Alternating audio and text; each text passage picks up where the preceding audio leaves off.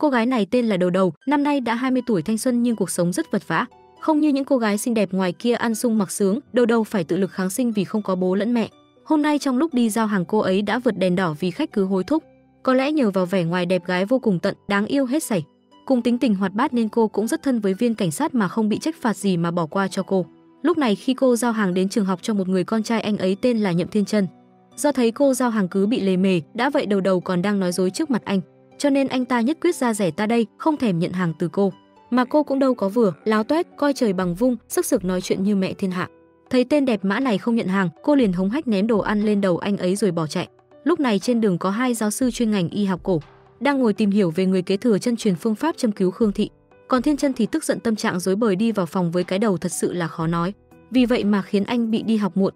Vừa đến phòng học anh liền bị thầy giáo hỏi khó về bài học hôm nay. Do không biết trả lời như nào nên mặt anh ta liền căng thẳng tột độ. Đầu Đầu lúc này cũng đang đi giao hàng đến một nhà, khi cô ấy định rời đi đột nhiên cửa nhà mở ra. Bên trong người vợ đang bị bạo lực gia đình. Là một mỹ nữ mỏ hỗn nhưng thấy việc bất bình thì cô đây liền ra tay nghĩa hiệp nên Đầu Đầu quay lại giúp đỡ người vợ. Cô ấy đánh người chồng gãy cả tay, ngay sau đó đội cảnh sát đến hiện trường. Họ lấy lời khai của người vợ thì biết bà ấy đã nhiều lần bị chồng đánh nhưng lại không dám khai báo cho cảnh sát. Vì có nỗi sợ rằng mình sẽ bị đánh thêm lần nữa, nên bà đã nói là vì mình không đánh giá tốt cho Đầu Đầu nên cô ấy đã hành hung vợ chồng. Làm ơn mà mắc xương, cứ thế Đầu Đầu bị đưa đến đồn cảnh sát nghe lời chất vấn. Đột nhiên cô ấy lại cúi người xuống như đang bị đau bụng, chỉ cảnh sát quan tâm liền hỏi han. Nhưng thật ra cô ấy chỉ đang quá đói bụng sau một ngày vận động vật vả. Vẻ mặt của chị ấy cũng bất lực khi biết thông tin này. Người này là giáo sư Nhậm, lúc này đang ngồi cho hai ông bà xem ảnh của bố mẹ Đầu Đầu. Hai người đó đều là thầy thuốc đông y. Đầu Đầu chính là con gái của hai người đó và bây giờ phải đưa Đầu Đầu về kế thừa chân truyền phương pháp châm cứu Khương Thị. Chuyển cảnh Thiên Chân đang ở nhà ăn cơm tối cùng gia đình. Tuy trong gia đình có đầy đủ vật chất nhưng tâm trí cậu ta chưa bao giờ là ổn khi bị bố mình thúc ép theo con đường y học. Sau đó ông ngoại vì sợ cháu đói nên đã đem đồ ăn vào cho Thiên Chân và phải nịnh thằng cháu mãi mới chịu ăn. Hôm sau Đầu Đầu may mắn được một giáo sư chuyên ngành y cổ học bảo lãnh cô ra khỏi phòng giam. Ông ấy đi tới gặp Đầu Đầu, còn cô thì vẫn chưa hiểu chuyện gì xảy ra vì chưa gặp ông ấy bao giờ. Đã thế ông ấy nói muốn nhận cô về làm học trò theo ngành y truyền cổ học. Ngồi trên xe, giáo sư nói rằng đi theo ông ấy một ngày sẽ có 100 nhân dân tệ và thanh toán trong ngày. Nếu như muốn làm thì có thể đi ngay. Kẹo quá thơm nên không cần nhiều lời, Đầu Đầu nhanh chóng đồng ý. Sau đó ông ấy dẫn cô ấy tới nơi khiến cô hoài nghĩ và mong muốn tiền trao thì cháo múc, miệng thì luôn luyên thuyên không ngừng khiến ông ấy phải niêm phong lại. Khi bước vào bên trong cô ấy thấy tất cả mọi người ở trong đây đều mặc áo y học. Cô ấy vẫn chưa hiểu gì cho đến khi giáo sư Nhậm kéo cô ấy ngồi xuống ghế và giới thiệu với mọi người hôm nay Đầu Đầu chính thức nhận tổ quy tông. Đầu Đầu chỉ biết quay sang nhìn với ánh mắt nghi ngờ nhân sinh quang, không hiểu chuyện gì, nhưng tay vẫn phải vái vài cái cho xong. Đã vậy cứ nói được vài câu là giáo sư Nhận lại câm lặng cô ấy. Sau đó giáo sư nói với mọi rằng cô ấy chính là sư gia của mọi người. Tất cả đều cúi người xuống gọi Đầu Đầu là sư thúc. Đúng lúc này con trai của giáo sư Nhậm chạy tới. Mà ghét của nào trời trao của đó, người con trai đẹp vô cùng tận bị Đầu Đầu hất đồ lên người lại chính là con trai của giáo sư. Vào đầu buổi tối Thiên Chân về nhà cãi nhau với bố, bởi vì cậu ấy không chịu hành lễ nhận sư thúc, và cả chuyện ông ấy ép Thiên Chân phải học theo ngành y mà mình không thích. Lúc này Đầu Đầu về nhà kể chuyện kỳ lạ. Hôm nay mình gặp cho bạn thân nghe, cô ấy tên là Điền Tinh Tinh. Vừa nghe Đầu Đầu kể chuyện liền cảm thấy ngạc nhiên và khó hiểu. Tinh Tinh còn nghĩ rằng đó chỉ là mấy người lừa đảo hoặc là một tổ chức đa cấp, còn Đầu Đầu thì thấy nó giống như một phim trường vậy. Sau đó thì tự nghĩ rằng do nhan sắc của mình làm nên. Tất cả sáng hôm sau, cả nhà giáo sư Nhậm đều bắt mạch tay cho nhau. Đó cũng là một nghi thức kiểm tra sức khỏe buổi sáng của mọi người trong gia đình và cũng có thể biết tâm trạng lúc đó của mọi người. Sau đó giáo sư tới nhà tìm Đầu Đầu thì lúc này cô mới ngủ dậy. Vừa gặp cô ấy, giáo sư liền hỏi Đầu Đầu là mấy giờ rồi mà vẫn chưa đến trung tâm y tế. Trình diện thế nhưng Đầu Đầu lại chê rằng có 100 tệ một ngày mà làm diễn viên chính như vậy thì không đáng. Sau đó giáo sư liền tăng lương lên cho cô ấy là 4.800 tệ một tháng và đi ra viết giấy để tránh sau này cô ấy tăng thêm giá. Thấy trong nhà ông có rất nhiều gấu bông, đều là những con gấu mà cô ấy trổ tài ở máy gắp thú. Ông ấy nói rằng Đầu Đầu rất có khiếu để học đông y, chỉ cần cô ấy tìm chúng chứng bệnh, lôi nó ra đánh bại nó sẽ chữa khỏi bệnh cho bệnh nhân. Trước khi giáo sư Nhậm rời đi, ông liền hiện Đầu Đầu 8 giờ sáng mai tới trung tâm y tế. Lúc này Thiên Chân đang kiểm tra nhiệt độ chăm sóc cho một bà lão. Bà ấy liền mỉm cười nắm lấy tay anh, còn giáo sư Nhậm sau khi đi gặp Đầu Đầu liền chạy tới trung tâm siêu thị đưa vợ yêu đi gắp gấu bông. Nhìn thấy vợ yêu gắp gấu rất vui vẻ, ông liền đi mua một đống xu cho bà ấy gắp. Đúng là chiều vợ hết phần thiên hạ. Nhưng sau khi người vợ nghe rằng ông ấy đã nghỉ việc liền tức giận. Cho đến khi về nhà, người vợ ngồi xếp sách lên kệ vẫn đang càu nhàu. Thiên Chân vừa đi học về nghe chuyện bố nghỉ việc mà chỉ phản ứng một câu lạnh nhạt. Buổi tối đột nhiên có một người đàn ông bị đau nhức tay tới nhờ giáo sư Nhậm để châm cứu. Ông ấy sau khi nghe tin giáo sư Nhậm đã nghỉ việc nên cũng không lấy tiền cho thuê nhà nữa. Lúc này ở bên nhà Tôn Đầu Đầu, bạn thân vừa đi làm về bất ngờ được cô ấy tổ chức ăn mừng, vinh hạnh nhận được công việc có lương 4.800 tệ. Sau khi múc bánh kem cho Tinh Tinh ăn, Đầu đầu còn định giới thiệu bạn trai cho Tinh Tinh, toàn là miêu tả hình dáng của Thiên Chân. Lúc này giáo sư Nhậm tâm sự với vợ rằng không còn đi làm nữa nên sẽ mở một lớp dạy học y truyền. Sau đó cả nhà ra ngồi ăn cơm, còn có cả Thiên Chân được nghe lại thông tin của người mẹ. Thiên Chân khi nghe tin người bố thân yêu của mình đã từ chức và mở một lớp truyền dạy trung y, ông ngoại cậu cũng mong Thiên Chân tham gia lớp truyền dạy này. Vì lớp học này sẽ mời rất nhiều bác sĩ trung y nổi tiếng đến dạy học, còn có cả một vài danh y nơi thôn quê. Họ không chỉ biết dạy những gì trên sách mà còn có các lớp như trồng thuốc, hái thuốc hay chế pháo, đó là những cơ hội rất tốt. Nhưng ông Nhậm lại không đồng ý. Sau đó Thiên Chân liền đưa ra ý kiến của mình. Cậu ấy mong sau này mình có thể đối mặt với người sống chứ không phải bệnh nhân được dán nhãn và bị bệnh gì đó. Hôm nay Thiên Chân đã phải chào tạm biệt bà Lục. Có thể bà sắp phải rời khỏi cuộc đời này rồi. Khi nghe xong ý kiến kiên định của chàng trai, cả nhà đều nhất trí mở lớp dạy học trung y.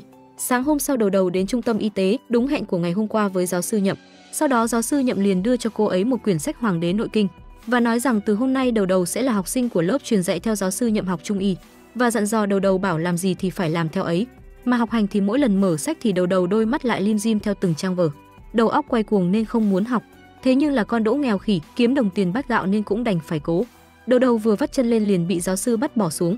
Lúc này Thiên Chân vừa tới trường học, thấy cậu bạn cùng phòng cứ liên tục đẩy mình ra tức giận. Đột nhiên lúc này Thiên Chân lại nghĩ ra một cách là mời anh bạn đó về lớp học của bố mình. Mục đích chỉ muốn mượn tay anh ta để xử đẹp bố mình.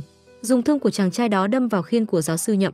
Sau đó thì anh ta cũng đồng ý và anh có cái tên là Bành Thập Yển. Lúc này đầu đầu đang phải ngồi ở trước cửa trung tâm y tế để tìm thêm học sinh. Bỗng có cô gái xinh đẹp xuất hiện nhưng tỏ vẻ đang mệt mỏi và sợ hãi. Thấy lớp học đang tuyển thêm học sinh trung y, cô ấy liền đăng ký cho mình một slot. Dương Tiểu Hồng là tên của cô gái xinh xắn kia. Chuyển cảnh bạn học cùng Thiên Chân sau khi biết bố cậu ấy mở lớp học cũng liền đến ngỏ lời muốn gia nhập vào đó học.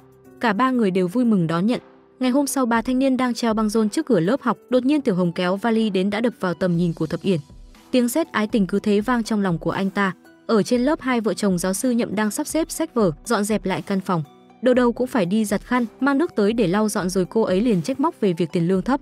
Khi giáo sư Nhậm bảo rằng ông ấy muốn gì là được đó, đều không thành vấn đề, đầu đầu cũng tin sái cổ. Cô ấy liền chắp tay ước nguyện tiền trong ngân hàng đều sẽ đến hết nhà mình. Hai vợ chồng giáo sư Trần liền bật cười vì sự ngốc nghếch này. Lớp học lúc này ngày càng có thêm học sinh đến đăng ký. Mọi người đã chuẩn bị chỗ ngồi để học, nhưng chỉ có mình đầu đầu là chơi game. Đến lúc giáo sư Nhậm gọi mới hớn hở chạy ra. Vừa ra chỗ ngồi thì đột nhiên bồ yêu của đầu đầu tới. Thấy cô ấy gọi Tinh Tinh là bồ yêu, ai cũng quay ra nhìn. Sau khi vừa bắt đầu vào học bài, chỉ mình đầu đầu là nhởn nhơ chân tay không thể đứng nghiêm túc một chỗ. Mọi người đều đọc bài vanh vách nhưng miệng cô ấy chỉ lẩm bẩm vài câu. Ngồi học nhưng tâm hồn thì ở trên mây vẽ vời linh tinh. Trong giờ học cũng nhanh nhảu giơ tay lên phát biểu, nhưng lại khiến cho vợ giáo sư Nhậm ngồi mỉm cười về những câu hỏi rất chi là vô tri của cô ấy. Hôm nay là tiết học đầu tiên của mọi người, sẽ là tiết lao động. Mọi người sẽ phải cùng dọn dẹp sân vườn sạch sẽ để đường đi nó sạch sẽ. Trong lúc mọi người lao động, đầu đầu vác chổi lên vai đi ra bảo bạn thân ngồi nghỉ ngơi. Sau đó lấy găng tay của cô ấy đưa cho cô gái đang đứng bấm điện thoại. Thế nhưng cô ta không chịu quét dọn mà còn hống hách cãi lại. Đầu đầu đành phải cố tình lấy chổi phẩy phẩy vào người cô ta. Tự dưng Thiên Chân bê hộp đồ đi ra nói vào mặt đầu đầu. Cô ấy liền quay ra bảo Thiên Chân là đồ hèn. Sau đó đầu đầu đi ra định giơ tay lên đánh vào mặt anh ấy, nhưng đột nhiên cô gái phía sau bị một người phụ nữ túm đầu, túm tóc đầu đầu và mọi liền chạy ra ngăn can. Đến lúc giáo sư Nhậm đi ra mọi người mới ngừng lại. Thì ra người phụ nữ đó vì thù hằn tưởng Tiểu Hồng là người hại làm chồng bà ấy mất. Đó là luật sư Khẩu ngày hôm đó đã nằm ngay trước mặt Tiểu Hồng. Bà ta một lần nữa định chạy lại túm đầu Tiểu Hồng, nhưng lại bị đầu đầu hất nước vào người. Sau đó bà ấy bị động kinh, giáo sư Nhậm nhanh trí bắt mạch và châm cứu cho bà ấy. Khi bắt mạch thì biết được bà ấy đang có thai. Mọi người từ từ dìu đi nghỉ ngơi. Lúc này đầu đầu cũng đột nhiên lên cơn đau tim ngã quỵ xuống. Thế nhưng cô ấy lại bật dậy ôm bụng cười đùa. Thật đúng là biết cách trêu ngươi người khác mà. Thế nhưng sau đó Tiểu Hồng bị khó thở. Do lúc vừa bị sốc tinh thần, cô ấy bị ngất ngã lăn xuống đất. Nhưng mọi người đã đi vào trong hết. Còn đầu đầu thì lại tưởng cô ta giả vờ diễn giống mình. May mà mọi người và giáo sư Nhậm chạy ra kiểm tra kịp thời. Tinh Tinh liền nhanh tay cắt vải để dễ thở. Giáo sư Nhậm lấy kim châm cứu Tiểu Hồng liền tỉnh lại. Thế nhưng vẻ mặt của đầu đầu cũng rất lo lắng và nhanh lợi hỗ trợ giáo sư cứu người. Ngày hôm sau, trong lúc giáo sư Nhậm đang mải đập mũi, đột nhiên có một đám người đến chúc mừng ông ấy mở lớp dạy học. Sau khi nói chuyện với mọi người xong, giáo sư phải đến lớp dạy. Hôm nay đầu đầu trông có vẻ rất thiếu ngủ, chưa đọc được chữ nào đã nằm bệt ra bàn say giấc nồng. Giáo sư Nhậm thấy vậy liền nói lớn tiếng, đầu đầu bật dậy chỉ nhắc đến một câu ăn cơm khiến cả lớp đều phì cười. Tính ra đầu đầu vừa đi học lại còn được tiền, bây giờ lại còn nằm ngủ như vậy nữa thì thật sự sung sướng cứ như vua chúa. Sau đó giáo sư còn nhắc mọi người đừng cười cô ấy và bắt đầu nói về cơ thể con người. Đột nhiên cô ấy giơ tay lên tưởng là phát biểu ý kiến gì, nhưng hóa ra lại muốn đi vệ sinh. Giờ nghỉ giải lao đầu đầu không ngồi yên được một chỗ, liền đi ra chọc Thiên Chân. Trong lúc anh ấy đang chăm chỉ học bài, khi thấy đồ ăn thì đầu đầu liền hớn hở lên. Sau khi cô ấy ăn món nào là đoán ra món đấy được bán ở đâu khiến mọi người đều bất ngờ. Nhưng sau đó Bành Yến phát ngôn một câu khiến cô ấy rất tức giận đuổi quanh phòng học. Lúc này mọi người trong lớp đều đang ăn cơm, giáo sư Nhậm nhìn thấy Đầu Đầu ăn xong trước, nhưng cô cảm thấy vẫn chưa đủ. Ông liền chia phần ăn cho cô ấy. Sau đó Đầu Đầu hỏi ý kiến của các bạn về các món ăn ngày hôm nay và đưa ra ý kiến là sẽ tự mình làm đầu bếp cho mọi người. Thập Yển tức giận khi thấy có người phản đối, nhưng sau đó tất cả mọi người đều ủng hộ hai chân hai tay. Đầu Đầu thấy Thập Yển đứng về phía mình liền bầu anh ấy làm lớp trưởng. Sau đó hai người cùng nhau lên thực đơn cho bữa tối này. Lớp trưởng và Thiên Chân cùng cô ấy đi siêu thị mua sắm nồi niêu, xoong chảo. Đột nhiên lúc này có một cô gái đang bị tai nạn nghề nghiệp được Đầu Đầu để mắt tới. Cô ấy nhanh chóng chạy đến chỗ nạn nhân hỏi thăm. Sau khi giúp đỡ cô ấy thoát nạn, Đầu Đầu và lớp trưởng cùng nhau ở trong bếp chuẩn bị đồ ăn. Trong cái cách tung chảo của Đầu Đầu rất chi là chuyên nghiệp. Sau khi các món đã được khai vị, mọi người đều ăn rất ngon miệng. Trong lúc mọi người đang ăn cơm, Đầu Đầu liền kể câu chuyện về cô gái hôm nay bị ngất ở siêu thị. Giáo sư khi nghe những bệnh lý mà Thập Yển, Lực Quyền và con trai của mình bắt mạch phát hiện ra, cả hai vợ chồng giáo sư Nhậm liền thay đổi sắc mặt chuyển qua lo lắng. Giáo sư còn hỏi địa chỉ của cô gái đó để đến kiểm tra lại. Khi biết địa chỉ Đầu Đầu đưa ra, giáo sư liền chạy tới đó và nghe được tin cô ấy phải cắt một bên ống dẫn chứng. Thiên Chân liền bị ông bố mắng cho xối xả, bàn tay Thiên Chân nắm chặt lại vì bất lực. Lực Quyền cũng đang đứng ở bên cạnh liền đi về trước. Buổi tối mọi người đã đi nghỉ ngơi hết, nhưng Tiểu Hồng vẫn ngồi học bài. Đầu Đầu nằm giường bên cạnh liền đi ra chỉ dạy cô ấy. Mặc dù ở trên lớp đâu có thấy Đầu Đầu học gì. Lúc này Thiên Chân cũng đã về phòng nghỉ. Thập Yển đang an ủi Thiên Chân thì đột nhiên Đầu Đầu xuất hiện khiến cho cả đám giật mình. Sau đó khi cô ấy vào phòng thì Thập Yển liền kể chuyện cho cô ấy nghe. Đầu Đầu còn gọi hai vợ chồng giáo sư Nhậm là cháu trai và cháu Đầu, vì thấy hai người họ căng thẳng nên mới vào đây hỏi chuyện. Sau đó Đầu Đầu liền quay ra an ủi Thiên Chân. Cô còn lôi thực đơn cho cháu trai chọn món, nhưng cậu ấy chỉ nói là muốn ăn bún đậu tương ớt. Sáng sớm hôm sau Tiểu Hồng đi tìm Hình Nộ mãi không thấy, hỏi Đầu Đầu thì cô ấy lại bảo hỏng có biết hỏng có nhớ nữa, nhưng đột nhiên lại bỏ chăn ra cho cô ấy nhìn rồi bật cười cứ mông lung như một trò đùa. Sau đó Tiểu Hồng tức giận không thèm lấy chiếc hình nộm đó nữa. Cô ấy liền chạy ra lớp học mách lẻo với lớp trưởng là Đầu Đầu lấy trộm đồ của mình, mà rõ ràng cô ấy đâu có ăn trộm, chỉ là đêm nằm ngủ thấy buồn tay thì tiện lấy mượn hình nộm để ôm thôi. Đầu Đầu ôm hình nộm chạy theo, sao trả mà bà chị họ nhất quyết không lấy. Sau đó Tiểu Hồng còn đưa ra ý kiến muốn về nhà ở. Khi thầy Nhậm vừa bước ra liền hỏi mọi người còn ai muốn về nhà ngủ không. Cũng có thêm một vài thành phần đồng ý với ý kiến đó.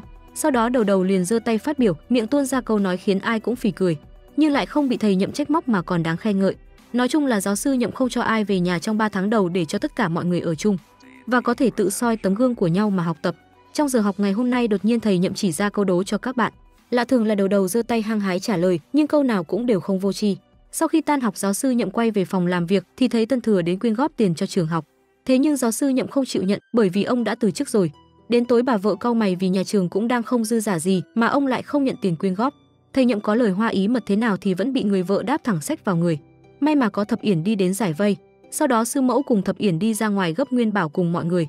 Trong lúc gấp Nguyên Bảo, Đầu Đầu cứ liên tục hỏi sư mẫu những câu hỏi hóc búa nhưng bà vẫn bình tĩnh trả lời. Sau đó Đầu Đầu lại nằm lăn lộn ra cười. Sáng hôm sau tất cả mọi người đều mặc phục y. Đầu Đầu thì nằm thảnh thơi rung chân xem điện thoại.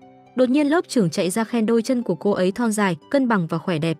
Anh ta còn lập tức muốn bái dưới váy thạch lựu của cô. Đầu Đầu cũng quay ra hỏi về gương mặt nghiêng nước ngã thành của mình như thế nào. Đột nhiên Thiên Chân chỉ tay bước tới rồi gièm pha cho rằng mặt này trông đàn ông thật. Lời nói gió bay đó liền khiến cho Đầu Đầu tức điên lên đứng dậy đánh đôi co với anh ta một trận tới nái. Đang dang dở thì sư mẫu đi ra phạt hai người đứng tấn ở một góc 1 tiếng đồng hồ. Thế nhưng Đầu Đầu thì cứ luôn tay luôn chân chạy qua chạy lại, tay chân không tài nào yên một chỗ. Hôm nay tất cả mọi người đều đi tảo mộ. Đầu Đầu cứ chạy tới chạy lui để lên xe khiến cho mọi người phải ngẩn ngơ đứng nhìn. Lúc này mọi người đến một vùng núi, ngọn núi này có rất nhiều đường rẽ. Khi xuống núi nhỡ mọi người có lạc nhau thì giáo sư Nhậm đã đánh dấu đường đi cho mọi người. Trong núi này còn có rất nhiều sói gấu và cả lợn rừng. Nghe xong vẻ mặt của Đầu Đầu rất ngạc nhiên, còn không tin là trong đây lại có nhiều động vật hoang dã như vậy. Đột nhiên giáo sư Nhậm phát hiện ra một thứ ở dưới đất. Sư mẫu cũng chạy đến xem, cả hai người cùng nhau lấy những viên tròn đen giống cục chân châu đó về để làm nguyên liệu làm thuốc, mà đó lại chính là phân của con dơi. Lớp trưởng thấy vậy liền cười nhạo thầy giáo. Trong lúc thầy giáo đang truyền dạy thì Đầu Đầu chỉ đứng ở bên ngoài hái hoa bắt bướm, nhưng một hồi thấy cũng hay nên chạy vào nghe thử, vẻ mặt cô ấy tỏ ra rất hiếu học. Sau đó mọi người tiếp tục đi lên núi tảo mộ. Ở đây chính là mộ của thầy Hoàng My, là một người vô cùng có danh vọng trong mấy trăm mét quanh đây. Thầy ấy đã ở đây mấy chục năm rồi nhưng vẫn luôn có người đến cúng bái. Đột nhiên sư mẫu đi tới lại gần Đầu Đầu để chỉnh tề lại quần áo cho cô ấy. Theo phản xạ Đầu Đầu giật người lại, thầy Nhậm liền nhắc nhở Đầu Đầu phải nghiêm túc. Sau đó nói rằng người kế thừa tương lai của phái châm cứu Khương Thị chính là Đầu Đầu. Về sau phái châm cứu Khương Thị sẽ do cô ấy dẫn dắt các hậu bối. Nghe thế thôi cũng đủ thấy trách nhiệm cao cả lắm rồi. Thế nhưng Đầu Đầu lại quay ra bảo với tất cả mọi người là nghỉ thôi. Trong lúc mọi người đang hành lễ thì Đầu lại đi ra ngồi một góc, đã vậy còn lại rất lắm lời nói đủ thứ chuyện. Đầu Đầu từ nhỏ đến lớn cũng chẳng có người thân, cho nên cô ấy chưa từng đi tảo mộ bao giờ, từ nhỏ Đầu Đầu đã ở trong cô nhi viện. Cô ấy chưa từng thấy nghi thức này, nghi thức lớn nhất mà Đầu Đầu từng tham gia chính là đến ngày mở cửa của mỗi bạn nhỏ buộc sợi dây đỏ ngồi ở trước cửa đợi bố mẹ đến nhận nuôi. Sau đó những bạn nhỏ nghe lời đều được dẫn đi, không nghe lời cũng được dẫn đi. Đến cả bạn nhỏ bị bệnh cũng được nhận nuôi, nhưng không có một ai cần Đầu Đầu cả. Thế nhưng cô ấy lại chạy ra bảo những điều đó chỉ là đó. Thiên Chân liền tức giận mắng cho Đầu Đầu một trận. Mọi người lại tiếp tục hành lễ, sau đó đi đến một ngôi làng. Trong đây cũng đang rất đông người, thấy thầy Nhậm đến, ai nấy đều cũng vui mừng quây quần bên ông ý. Sau đó giáo sư Nhậm và người vợ ngồi lại bắt mạch kiểm tra sức khỏe cho từng người. Đầu Đầu ở bên cạnh chăm chỉ ghi chép lại bài, thế nhưng trông vẻ mặt rất buồn bã. Đến bữa ăn thì ngồi một mình ở bên bếp lửa. Giáo sư Nhậm thấy đang ngồi co ro cúm rúm, liền chạy ra bắt mạch cho cô. Sau đó thầy gọi người vợ ra chăm sóc cho học trò. Sư mẫu đưa Đầu Đầu vào trong phòng, sửa cho cô ấy những đôi tất lên chân. Đột nhiên Thập Yển ở bên ngoài dọa cho cô ấy một phen là sẽ uống hết canh gà của Đầu Đầu. Cô ấy liền ra sức nói một câu khiến sư mẫu cũng phải ngưỡng mộ. Thiên Chân cũng từ từ đem nước đường đỏ tới cho cô ấy uống. Ngày hôm sau tất cả mọi người đều được học bài ở trên núi.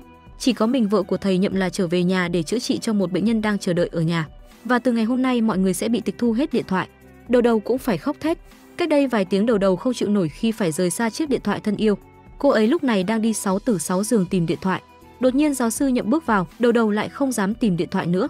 Vài ngày sau mọi người học tập rất chăm chỉ nhưng riêng Đầu Đầu là chuyên bị phạt ra đường tấn. Đến một ngày Đầu Đầu chỉ mải ngủ không thèm dậy học bài nữa. Giáo sư Nhậm liền ra lệnh cho lớp trưởng và Lực Quyền vào đánh thức cô ấy dậy. Nhưng Đầu Đầu đúng là lì lợm mà gọi mãi cũng không si nhê gì. Cô còn bật dậy mắng lớp trưởng và Thâm Yển và nói rằng mình muốn xuống núi. Buổi tối Đầu Đầu giả vờ đi ngủ sớm khiến cho mọi người trong phòng đều khó tin. Cho đến khi đêm đến, bạn cùng phòng không thấy tiếng ngủ ngáy của Đầu Đầu nên không ngủ được. Cô ấy liền quay ra xem Đầu Đầu thế nào thì phát hiện kẻ đang ngủ trên giường đã mất tích. Lúc này Đầu Đầu đang đeo ba lô đi xuống núi, đi đường thì miệng cứ luôn lẩm bẩm một mình và tìm sợi dây đỏ. Nhưng cứ đi một hồi là lại quay về chỗ cũ. Đầu Đầu tức mình lấy chiếc gậy đập vào cây, phía bên trên đang có tổ ong. Lành ít mà giữ thì nhiều rồi, đám ong ở bên trên dần dần lao tới.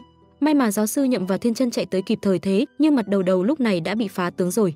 Thiên Chân thấy vậy liền bật cười ngã ngửa, còn nha đầu cũng đang nghĩ mình như một con ngốc vậy. Thầy Nhậm cũng liền đưa cô ấy về nhà để đắp thuốc. Mặt cô ấy lúc này đã bị sưng hết lên, thầy Nhậm đắp thuốc lá bình thường vẫn không ăn thua nên phải dùng thêm cả nước tiểu. Đầu Đầu nghe vậy cũng kinh hãi nhưng không còn sức lực để vẫy vùng nữa. Tâm bất biến giữa dòng đời vạn biến, rồi khi mang bát nước tiểu vào thì đột nhiên cô ấy bị ngủ thiếp đi là vì do mệt và sợ hãi quá. Xung quanh ai cũng đều cảm thấy rất lo lắng. Hôm nay cũng là buổi học cuối cùng của mọi người, thầy Nhậm nhắc nhở mọi người sáng mai xuống núi sớm. Ngày hôm sau mọi người cũng đã có mặt đầy đủ ở trung tâm y tế. Mặt của nhỏ Đầu Đầu cũng đã trở lại vẻ đẹp vốn có. Lúc này mọi người đang đứng tập hợp lại nghe giảng. Đầu Đầu lại hăng hái giơ tay phát biểu những câu khiến người khác phải bật cười. Đột nhiên lúc này có hai mẹ con chạy đến gặp giáo sư Nhậm xin cách chữa trị cho con gái mình. Hai mẹ con đã đợi giáo sư Nhậm cả tuần nay rồi. Thầy Nhậm liền ngồi xuống bắt mạch cho người con gái đang ngồi trên chiếc xe lăn. Khi bắt mạch xong đột nhiên giáo sư lại nhớ đến một vị sư phụ mà ông từng theo học trước đây, từng dạy về cách nắn lại xương gãy và cách hồi phục cuộc sống. Giáo sư Nhậm nhớ là mình đã ghi vào một cuốn sổ nhỏ. Linh Lan liền chạy vào trong nhà lấy quyển sổ đó. Đầu Đầu đứng bên cạnh cũng tò mò muốn xem nhưng lại bị thầy bắt đứng xê ra ngoài. Phương thuốc được dùng để điều trị chính là dùng ngói nhà cũ hơn 300 năm, ngâm nước tiểu của trẻ con trong 21 ngày. Sau đó nghiền vụn ra uống dùng với rượu vàng lâu đời. Đầu Đầu nghe xong liền cảm thấy hoảng hốt. Tuy nhiên đã tìm ra được phương thuốc, nhưng giờ muốn tìm ngôi nhà cũ có tuổi đời hơn 300 năm rất khó tìm. Buổi trưa mọi người ngồi ăn cơm, nhưng trong vẻ mặt của Quyền Lực rất buồn bã là do cậu ấy đang nghĩ đến Đinh Giảng Hề và mẹ cô ấy. Sau khi ăn cơm xong Thiên Chân đi ra ngoài rót nước, còn Đầu Đầu đứng ở bên cạnh cứ khen anh ấy đẹp trai. Cứ khen như vậy thì người ta làm sao mà tập trung làm việc được. Trong lúc hai người đang nô đùa cùng nhau thì đột nhiên có một người đàn ông bước đến.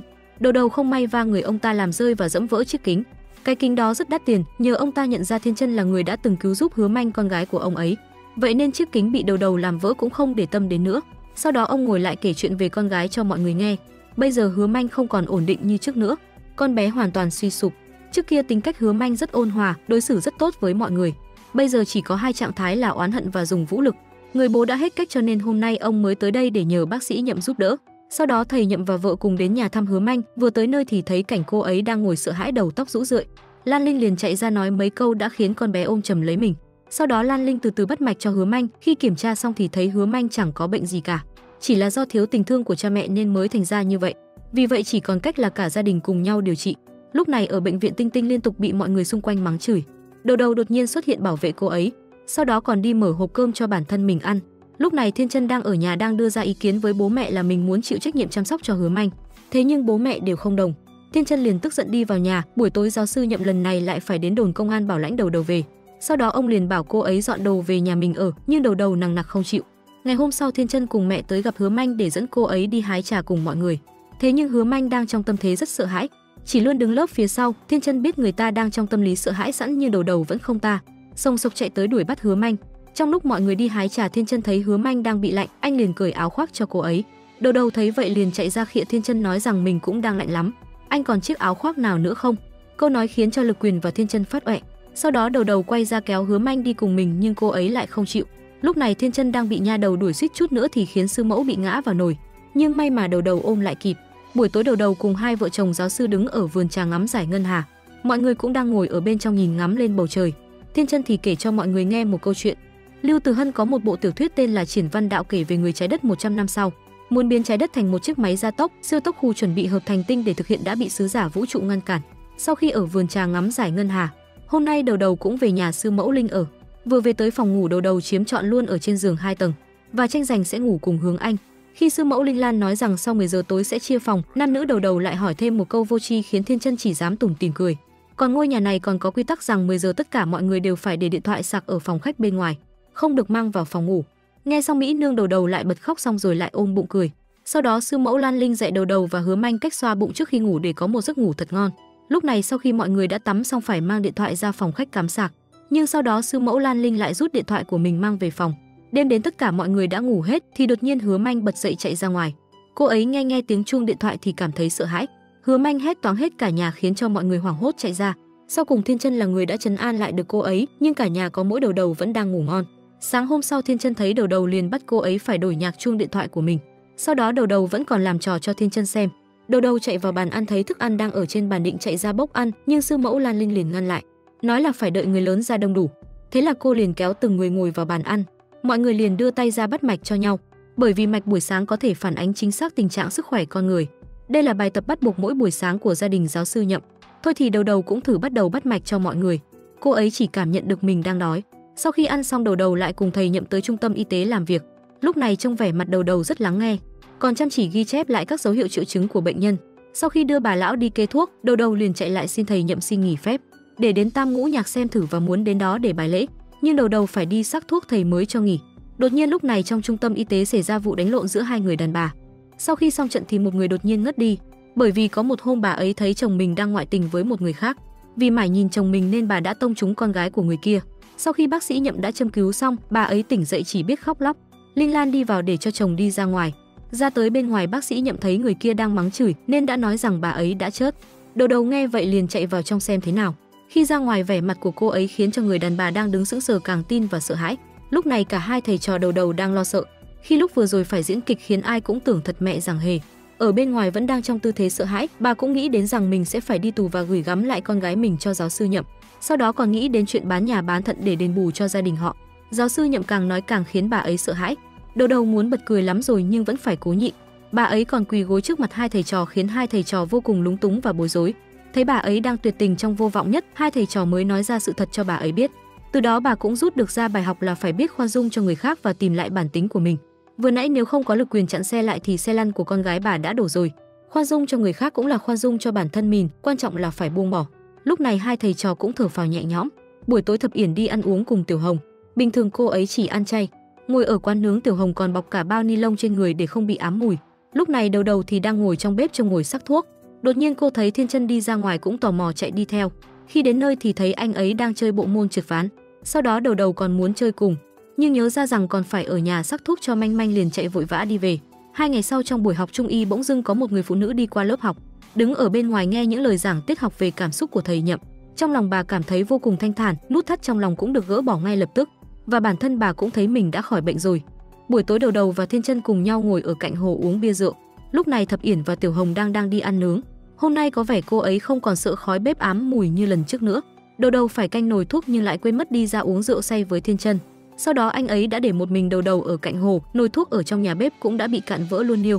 Ở trong bếp mọi người thấy mùi khét liền chạy đi kiểm tra bốc khói tùm lum ở trong bếp. Lúc này Thiên Chân cũng đã về tới nhà. Khi hỏi tới đầu thì anh ta giả vờ như không biết và chạy vào phòng an ủi Hứa Manh. Đến khi Linh Lan gọi điện thoại cho đầu thì người tuần tra phát hiện ra điện thoại ở dưới đất đang rung chuông.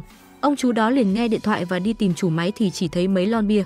Đi cách một đoạn thì thấy quần áo và đôi giày ở trên bờ. Chú bảo vệ liền nói địa chỉ cho người nhà đến. Sau đó vợ chồng giáo sư Nhậm tới đây cùng Thiên Chân. Thiên Chân liền nhảy xuống hồ để tìm kiếm đầu đầu. Vợ thầy Nhậm đi xung quanh thì phát hiện ra đống lon bia và chén rượu để lại, nên bà đã phát hiện ra con trai mình đã uống rượu cùng đầu đầu. Lúc này Thiên Chân nhảy xuống hồ cũng đã tìm thấy đầu đầu. Về nhà bà liền đi vào phòng hỏi Thiên Chân, nhưng anh ta mới đầu không nhận tội. Cho đến khi bà giơ chiếc chén ra, mục đích Thiên Chân làm như vậy cũng chỉ vì không muốn cho đầu đầu ở trong căn nhà này. Linh Lan liền cảnh báo cậu con trai của mình không được gây ra chuyện gì cho đầu đầu nữa.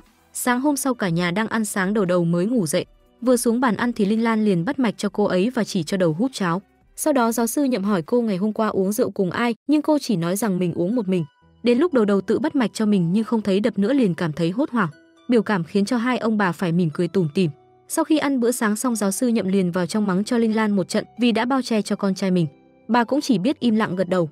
Ngày hôm sau, nhóm lớp Trung y tới một ngôi nhà của một doanh nhân thành đạt, chuyên sản xuất thuốc đông y và tài trợ rất nhiều cho quỹ Trung y cho rất nhiều học sinh. Cho nên luận đàm lần này nhóm lớp Trung y sẽ đặt ở đây. Quan trọng nhất là phía sau có một mảnh vườn ngải thảo rất lớn. Đoan Ngọ là mùa tốt nhất để hái ngải thảo. Chủ nhân của ngôi nhà này tên là Tân Chính, là một viện sĩ trưởng. Khi Tân Chính biết đầu đầu là người thừa kế của Trâm Khái Khương thị, ông ấy liền bắt tay chào hỏi đầu đầu, tính ra cô ấy lại là tiểu sư đệ của ông, nên ông đã mở lời mời vài ly với đầu đầu. Cô ấy cũng không ngại từ chối, rất ra vẻ ta đây. Lúc này mọi người cùng nhau ăn tiệc, Tân Chính vẫn không quên gọi mời tiểu sư đệ của mình. Ngày hôm sau mọi người lại cùng nhau ra vườn hái ngải thảo. Thế nào lại gặp Thập Yển và Tiểu Hồng cũng ở đây. Trong lúc đi lên vườn, cô nương đầu đầu đúng thật là lắm lời, nói chuyện liên tục với giáo sư Nhậm. Khi lên tới vườn ngải, mọi người cùng nhau thưởng trà ăn hạt dẻ. Trẻ con bị phong hàn phát sốt là một đề tài mà trăm ngàn năm nay Trung y vẫn luôn nghiên cứu. Sau đó Thập Yển đã xung phong hăng hái nhưng thầy Nhậm không cho, và cả Lực Quyền cũng xung phong nhưng thầy Nhậm đã quyết định để cho đầu đầu đảm nhiệm. Khi bác sĩ Nhậm bắt mạch xong, đầu đầu liền đi vào bếp trổ tài nấu nướng để bổ sung thức ăn để bé hạ sốt. Cô ấy còn làm dầu than đen mà sư phụ chân truyền dầu than rất quý giá, bởi vì nó không có chất gây kích thích và không thêm thứ gì. Khi đầu đầu nói chuyện cùng mẹ, đứa bé cứ như một vị thần y.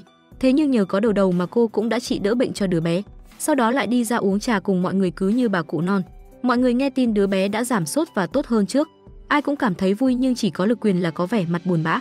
Từ lúc ở trung tâm y tế đến bây giờ, lúc này mọi người cũng đã kết thúc chuyến đi thăm nhà của một doanh nhân thành đạt. Trước khi về, đầu đầu còn được quà bướu mang về là ngải cứu 5 năm. Ngày hôm sau ở trung tâm y tế, Manh Manh cũng đã tốt hơn hẳn so với lúc trước. Cô ấy còn ngồi cho Giàng Hề kẹo và cùng nhau chụp ảnh và lại chuyện xích mích của mẹ Giàng Hề và cô gái đâm trúng con gái bà ấy, nay họ cũng đã làm lành với nhau. Buổi tối đầu đầu ở trong bếp sắc thuốc mà trông có vẻ rất yêu đời. Nhưng đột nhiên Lan Linh hỏi đầu đầu đã viết xong Đại Y Tinh Thành xong chưa, vì ngày mai sư phụ sẽ kiểm tra bài tập. Nghe xong đầu đầu muốn tắt nắng nhờ sự cầu cứu của Lan Linh nhưng không thành. Lúc này giáo sư Nhậm đang đi ăn cùng các tiền bối tại một nhà hàng sang trọng. Thế nhưng chỉ mình ông là nâng ly bằng chén trà và vẻ mặt có vẻ không vui cho lắm. Lúc này đầu đầu đang phải vừa học bài vừa sắc thuốc. May mắn được Thiên Chân đi ra hỗ trợ cô ấy học bài. Thế nhưng đầu đầu lại cứ đứng làm trò hề cho anh ấy xem cho đến khi giáo sư Nhậm về. Thiên Chân liền cúi trốn xuống dưới, thế nhưng vẫn bị ông phát hiện ra. Nhưng chẳng qua là ông không thèm bắt quả tang. Sáng hôm sau khi đầu đầu nộp bài cho sư phụ, ông bắt cô phải ngồi đây viết tiếp, nhưng sau đó đầu đầu liền phản đối gắt gỏng. Ông Nhậm cũng chẳng buồn nói nữa, đã vậy còn nói cho cô ấy một phần thưởng vì đã chăm chỉ ngồi sắc thuốc cho Manh Manh và không bị mắc sai phạm thêm một lần nào nữa, thế nhưng lại không nói cho cô biết. Đến khi đầu đầu đợi cả ngày rồi vẫn không thấy phần thưởng đâu. Buổi chiều cô ấy thấy sư phụ đang ngồi nhậu cũng đi ra ngồi cùng. Sau đó sư phụ Nhậm còn dạy đầu đầu cách uống rượu. Thiên Chân đi từ trên cầu thang xuống cũng ngồi lại nhìn ngắm bố mình và đầu đầu nhậu cùng nhau ăn. Việc ăn uống điều độ là phần thưởng sư phụ Nhậm dành cho đầu đầu. Trông cô ấy ngồi như mấy kiện tướng vua nhậu, một chân đặt lên ghế như chị đại. Uống đến tối thì thầy Nhậm cũng đã bị say. Người vợ phải đi lấy canh giải rượu cho ông uống, sau đó ngồi tâm sự với vợ hết lòng khen ngợi đầu đầu. Tuy đầu đầu không học đến nơi đến chốn, nhưng cô ấy có nền tảng là người có thể đi được trên con đường y truyền. Đừng thấy đầu đầu ở trên lớp mất tập trung rồi ngáp ngắn ngáp dài. Thật ra đầu đầu có khiếu nhạy bén, mắt tin tai thính, lắm lời nhiều chuyện. Những điều sư phụ Nhậm nói và dạy đầu đầu đều nhớ hết. Không chỉ biết mình mà còn biết quan sát, thông minh và tinh tế. Đầu đầu có thể quan sát thấy con gái của sếp Trịnh nổi mẩn đỏ. Cô ấy không bao giờ nghĩ đến trên một lòng đỏ trứng bôi lên cho người ta. Tiến sĩ thạc sĩ đứng ở đó không một ai làm tốt hơn đầu đầu. Ngày hôm sau sư mẫu Linh Lan hỏi mọi người là Lực Quyền đâu thì biết được cậu ấy đã đi làm thêm. Mọi người đột nhiên phát hiện ra đồ đạc quần áo của Lực Quyền để ở đây. Vì cậu ấy không có nhà ở và tiền thuê trọ nên Thiên Chân đã cho Lực Quyền ở lại đây mà giấu bố Nhậm. Ông nghe vậy liền rất tức giận, mặc cho Thiên Chân có nói thế nào. Sau đó đầu đầu nói vài câu mà khiến cho ông ấy đồng ý. Lúc này Thiên Chân và đầu đầu tới chỗ làm thêm của Lực Quyền để lôi cậu ấy về. Thiên Chân cũng chỉ muốn giúp cho Lực Quyền nhưng lại cứ mắng xối xả vào mặt cậu ấy. Đầu đầu đứng cạnh cảm thấy bất bình liền lên tiếng khiến cho hai người lại làm lành với nhau. Buổi tối Tinh Tinh có người đi theo dõi ở đằng sau, cũng may là gặp Quyền Lực ở đây nên hắn ta đã chạy thoát. Thật ra ngày hôm nay đầu đầu đã để Lực Quyền tới đây ở cùng Tinh Tinh, nhưng vì là con trai nên Tinh Tinh khó mà chấp nhận. Sau đó đầu đầu chỉ cần thuyết phục vài câu thì Tinh Tinh cũng đồng ý. Ngày hôm sau đột nhiên có một người đàn ông đến lớp học tìm thầy Nhậm, nhưng trông dáng vẻ rất hống hách, cho đến khi gặp thầy Nhậm thì cũng phải cúi đầu chào hỏi. Hôm nay lớp học Trung y có tiết cơ sống khỏe mạnh, thầy Nhậm đã mời cô Đồng Huệ từ tới đây để dạy mọi người. Khi cô bước vào tất cả mọi người đều vỗ tay hoan nghênh. Tiết học ngày hôm nay có thể miêu tả bằng 2 từ là tiên hoạt. Nó dùng sự thật nói với mọi người, thủ pháp không chỉ chữa được bệnh mà còn chữa bệnh nặng nữa. Buổi học ngày hôm nay không thấy Đầu Đầu ngủ gật nữa mà rất chăm chỉ lắng nghe. Việc học về lý thuyết đã ổn, nhưng khi chuẩn bị vào việc thực hành thì đột nhiên đội đo đồ đạc tới đây. Chính là do ông chủ Lưu đã cho người tới đây đo đồ để sửa sang lại chỗ này. Sau đó thần Nhậm liền đi ra ngoài gọi điện cho lão Lưu.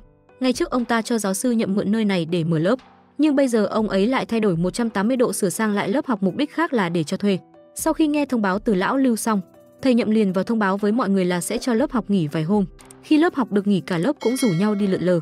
Ai nấy đều cũng háo hức đi chơi, nhưng chỉ có Tiểu Hồng là vẫn chăm chỉ ngồi làm việc. Lúc này mọi người đang chơi ở lễ hội đèn lồng thất tịch, ai cũng mặc trên mình bộ đồ hán phục. Sau đó Đầu Đầu thấy Hứa Manh thích một chú gấu trong bộ môn ném vòng trúng gấu. Cô ấy liền thuê cho mình một đống vòng để chơi, nhưng ném chẳng trúng phát nào. Còn một chiếc vòng cuối cùng Thiên Chân đã ra tay ném nó một phát mà ăn ngay. Sau khi chơi ném vòng xong, cả ba người đi ra xem bói mù, nhưng ông thầy bói nói như robot vậy nên chẳng ai tin tưởng. Buổi tối giáo sư Nhậm ngồi lại bàn chuyện cùng với gia đình về chuyện lớp học. Tình hình có vẻ rất căng thẳng và mệt mỏi. Ở trong lễ hội mọi người đã chơi chán chê, rồi cũng đến giờ ăn tối. Sau khi ăn uống no nê xong, mọi người về nhà thi nhau ôm bụng đi vệ sinh. Chắc chắn chuyến này lành ít dữ nhiều rồi. Sau đó Đầu Đầu liền gọi cho sư mẫu Linh Lan và sư phụ Nhậm tới cứu cả lớp. Lúc này ai cũng đều ngồi ôm bụng. Trong lúc đang bị Tào Tháo đuổi, nhưng Đầu Đầu vẫn rất lắm lời kể ông chú hôm nay có ghé đến đây, còn ăn nhiều hơn có thể sẽ bị nặng hơn, và nhắc thầy Nhậm gọi điện hỏi thăm người ấy, đến lúc uống thuốc thì chê đắng. Tất cả mọi người đều uống thuốc bắc, như chỉ có Thập Yển mang thuốc kháng sinh đi uống. Sau đó từng người cũng lại gần tới lấy thuốc kháng sinh uống. Khi mời đến Đầu Đầu thì cô ấy liền tức giận mắng chửi, bởi vì nghĩ đến sự quan tâm của giáo sư Nhậm và Lan Linh, họ đã bắt mạch sắc thuốc cho mọi người. Nếu uống thuốc kháng sinh, Đầu Đầu cảm thấy rất áy náy. Sau đó Đầu Đầu đứng dậy làm một ngụm cạn chén thuốc đắng đó cho mọi người học hỏi. Ngày hôm sau chỉ mình Đầu Đầu ngồi ăn mì, Thập Yển và mấy người xung quanh thì cười nhạo cô ấy. Khi thầy Nhậm vừa tới, tất cả đứng xếp lại thành hàng nghe thầy Nhậm mắng. Khi thầy nói rằng sẽ không mở lớp dạy học nữa khiến cho tất cả mọi người đều sợ sệt lo lắng. Sau đó Đầu Đầu đứng lên nhận tội hết về mình để gánh trách nhiệm. Thập Yển và mọi người cũng đều đứng lên nhận lỗi. Cuối cùng Đầu Đầu vẫn là người đứng ra nhận hết lỗi về mình. Thầy Nhậm liền mắng mỏ và bảo cô ấy dọn dẹp đồ đạc đi. Kể từ bây giờ Đầu Đầu sẽ không còn là học sinh lớp Trung y nữa. Sau khi Đầu Đầu dọn đồ lái xe đi về, tất cả mọi người đều buồn bã đứng nhìn cô ấy. Lúc này giáo sư Nhậm thì ngồi buồn bã, vợ ông liền đi ra bên cạnh vỗ về chia sẻ cùng chồng. Thông qua về sự việc ngày hôm nay, Linh Lan thực sự cũng có cái nhìn khác về Đầu Đầu. Hôm nay cô ấy đã chủ động ra mặt nhận lỗi, Linh Lan đã cẩn thận quan sát như người khác. Thật ra trên mặt ai cũng lộ vẻ áy náy, thế nên việc này thực sự chưa chắc Đầu Đầu đã là đầu sỏ. Trong lòng giáo sư Nhậm lúc này cũng cảm thấy chột dạ, thế nhưng vẫn nhất quyết không chịu gọi Đầu Đầu về. Ngày hôm sau giáo sư Nhậm tổ chức hẳn một bữa tiệc để mời lão Lưu và các thành viên khác. Đột nhiên lúc này Đầu Đầu lại là người giao hàng tới đây, hai người không dám nhìn mặt nhau. Buổi tối giáo sư Nhậm vẫn về trách mắng con trai mình không bằng Đầu Đầu. Thế nhưng Thiên Chân lại chẳng cảm thấy buồn lòng mà còn cười tủm tỉm khi nhắn tin nói chuyện với Đầu Đầu. Bây giờ cô ấy đang quay về công việc đi giao hàng về chỗ ở, vẫn chăm chỉ bỏ bút lấy vở học bài. Ông chú đồng nghiệp cũng ở bên cạnh lấy làm lạ. Đột nhiên ông chú ấy bị đau mỏi lưng, Đầu Đầu chạy ra giúp đỡ nhưng lại khiến chú ấy bị nặng hơn. Sáng hôm sau cô ấy liền đến trung tâm y tế gặp thầy Nhậm để nhờ giáo sư Nhậm tới giúp khám lưng cho chú cùng phòng. Thế nhưng giáo sư Nhậm vẫn còn đang giận Đầu Đầu. Về sau cô Đồng Huệ đã chữa khỏi cho chú ấy giúp. Đầu Đầu thấy chú không còn bị đau nữa mà đã khỏi hoàn toàn. Đầu Đầu liền ngỏ lời với cô ấy, muốn cô dạy cho mình cách chữa như vậy, vì rất nhiều đồng nghiệp của Đầu Đầu đều có vấn đề về lưng. Tuy nhiên bây giờ cô Đồng không thể dạy cho Đầu Đầu được, bởi vì Đầu Đầu bây giờ không còn là học sinh lớp kế thừa, hơn nữa Đầu Đầu đã bỏ học rất nhiều tiết rồi. Nghe xong vẻ mặt cô ấy rất buồn bã.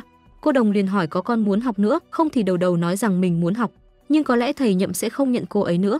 Chú đồng nghiệp nghe vậy liền đi ra nói thêm vài câu với thầy Nhậm, nhưng thầy chỉ mỉm cười không nói gì. Buổi tối Đầu Đầu về nhà xoa bóp cho chú đồng nghiệp.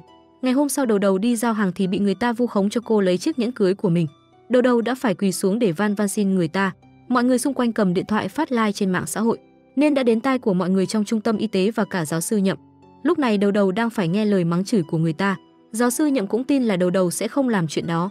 Trong lòng ông cảm thấy rất bất mãn, Thiên Chân liền chạy tới khách sạn đưa Đầu Đầu về.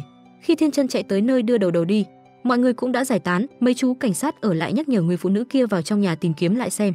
Sau đó bà ta mới chạy vào trong nhà tìm lại thì mới thấy chiếc nhẫn cưới. Chú công an cũng mau chóng gặp Đầu Đầu, nói mọi chuyện đã giải quyết xong. Lúc này cô ấy không còn muốn nói điều gì nữa liền rời đi. Thiên Chân trong lòng cũng rất muốn cô ấy quay về học Trung y và về nhà mình. Ở buổi tối bà ngoại nhờ Thiên Chân lấy vài quyển sách cho mình. Sau đó giáo sư Nhậm cũng đi ra hỏi han con trai về tình hình của Đầu Đầu thế nào. Bà ngoại đứng đó nghe chuyện cũng cảm thấy không yên tâm. Khi để một đứa con gái ở cùng với một đám thanh niên, bà liền bảo Thiên Chân gọi Đầu Đầu về đây ở. Nhưng anh ấy chỉ đợi một câu từ bố Nhậm mới mỉm cười toại nguyện. Lúc này Đầu Đầu giang xoa bóp lưng cho chú đồng nghiệp.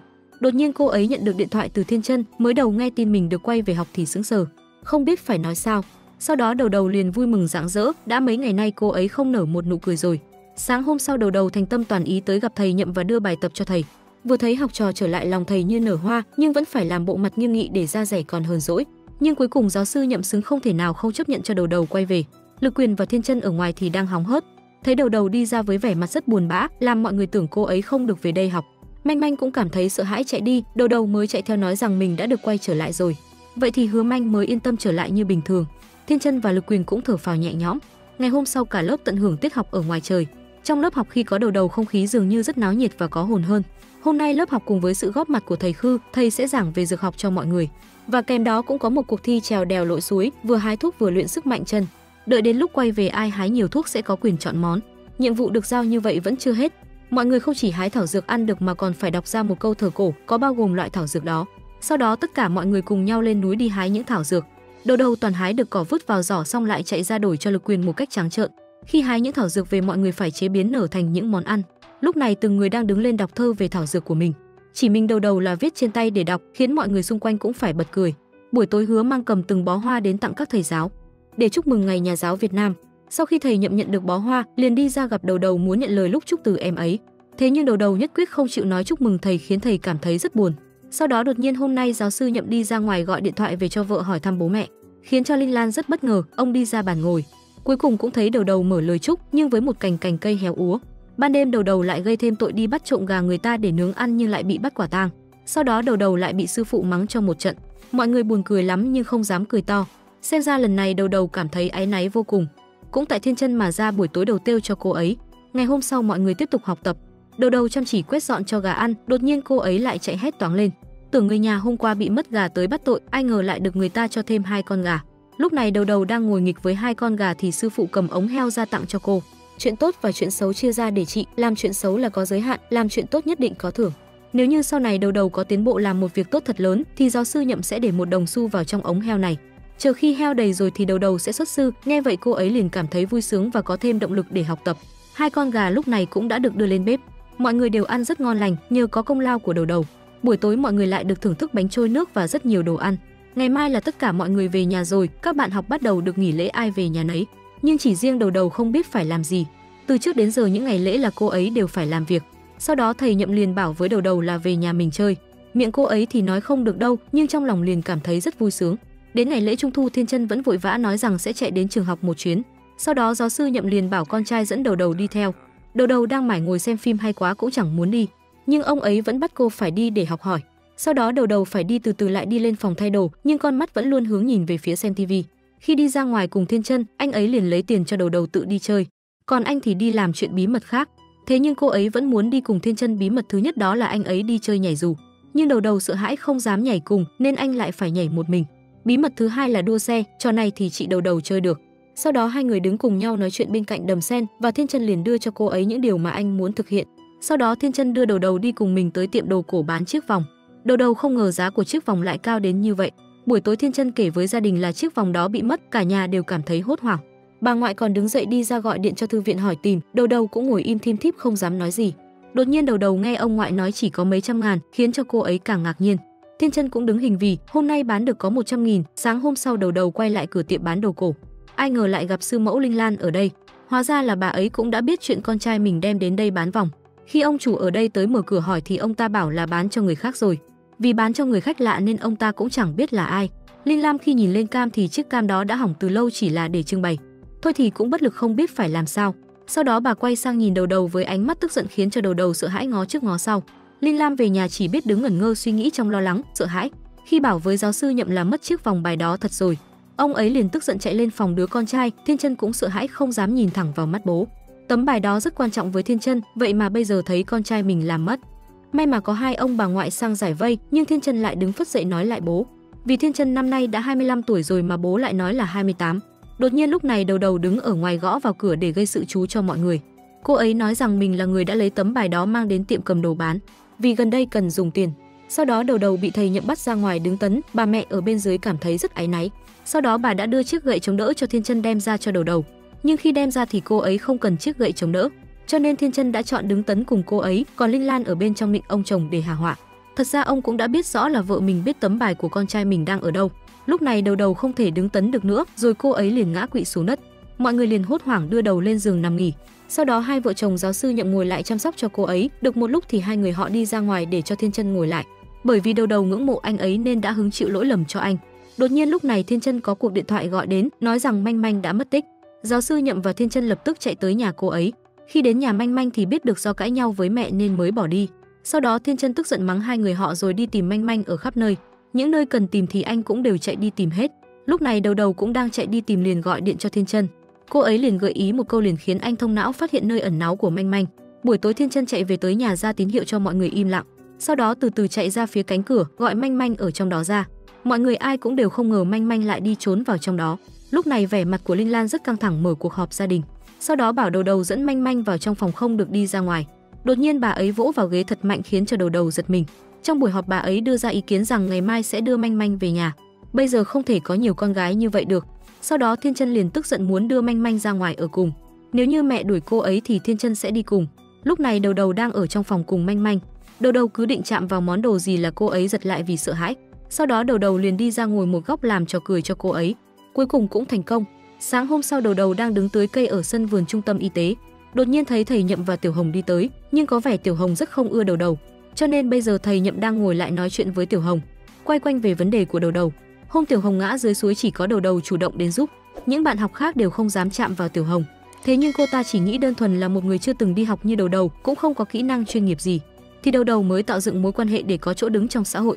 Sau đó Tiểu Hồng và thầy Nhậm tâm sự một lúc lâu. Cuối cùng thầy tặng cho cô ấy một chiếc ống heo. Lúc này đầu đầu thì đang đứng trong bếp sắc thuốc cùng Thiên Chân. Đột nhiên cô ấy thắc mắc với Thiên Chân, có phải anh đã thích Manh Manh rồi không? Lúc này đầu đầu trông cứ như bà cụ non. Cô ấy còn thắc mắc Thiên Chân không yêu mẹ mình hay sao? Đầu đầu còn nói rằng mình mà có mẹ thì sẽ không khiến cho mẹ buồn vì người khác đâu. Sau đó đầu đầu còn đe dọa Thiên Chân nhưng chỉ khiến anh ấy nực cười. Ngày hôm sau lớp học đi xem phụ tử ưa mầm ở trên núi trước rồi mới đi khám bệnh. Mọi người đi đường xa như vậy nhưng chỉ người trẻ thì cứ bị say xe, còn hội người già thì cứ càng già càng cay, rất chi là khỏe mạnh. Tuy nhiên riêng đầu đầu là ngồi trên xe nghe nhạc, nhảy nhót, múa may quay cuồng. Đi xe mấy tiếng đồng hồ cuối cùng họ cũng đã tới nơi. Vùng núi nơi đây thật tươi đẹp làm sao.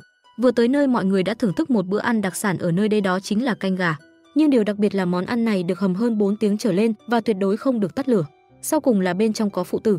Trong phụ tử có agoni, một loại có độc tính và phải loại bỏ được độc tính đó thì mới có tác dụng từ phụ tử. Ngày hôm sau mọi người đến khu nghỉ dưỡng. Lúc mọi người ở lễ tân thuê phòng, thái độ phục vụ của lễ tân rất không xà lơ, chỉ ngồi cầm điện thoại, không để ý đến khách hàng. Khi Tiểu Hồng lên phòng thấy cũng chẳng được sạch sẽ chu tất. Cô ấy định gọi điện cho lễ tân giải thích nhưng lại chẳng ai nghe. Tiểu Hồng liền tức giận mang chiếc khăn tắm xuống dưới lễ tân muốn đổi khăn, nhưng cô ta cũng không đổi. Chiếc khăn này đã có người dùng rồi, nhưng lễ tân ở đây vẫn mải ngồi xem điện thoại và trả lời hời hợt. Máy giặt ở đây thì bị hỏng nên cũng phải giặt tay, như vậy Tiểu Hồng lại càng tức giận hơn nữa.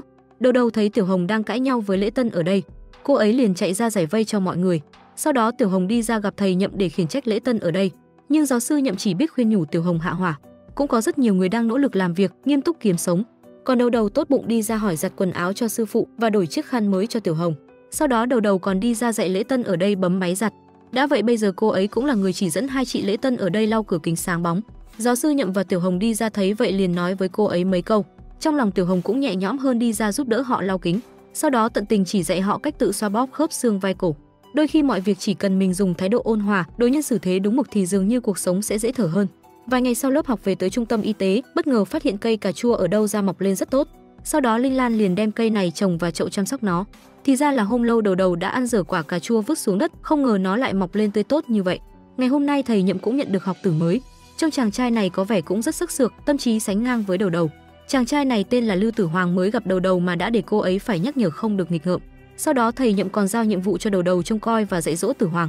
Sau đó khi hai bố con họ cãi nhau, đầu đầu cũng xử lý êm xuôi trong một nốt nhạc. Lúc này ngoài trời đang mưa rơi tầm tã.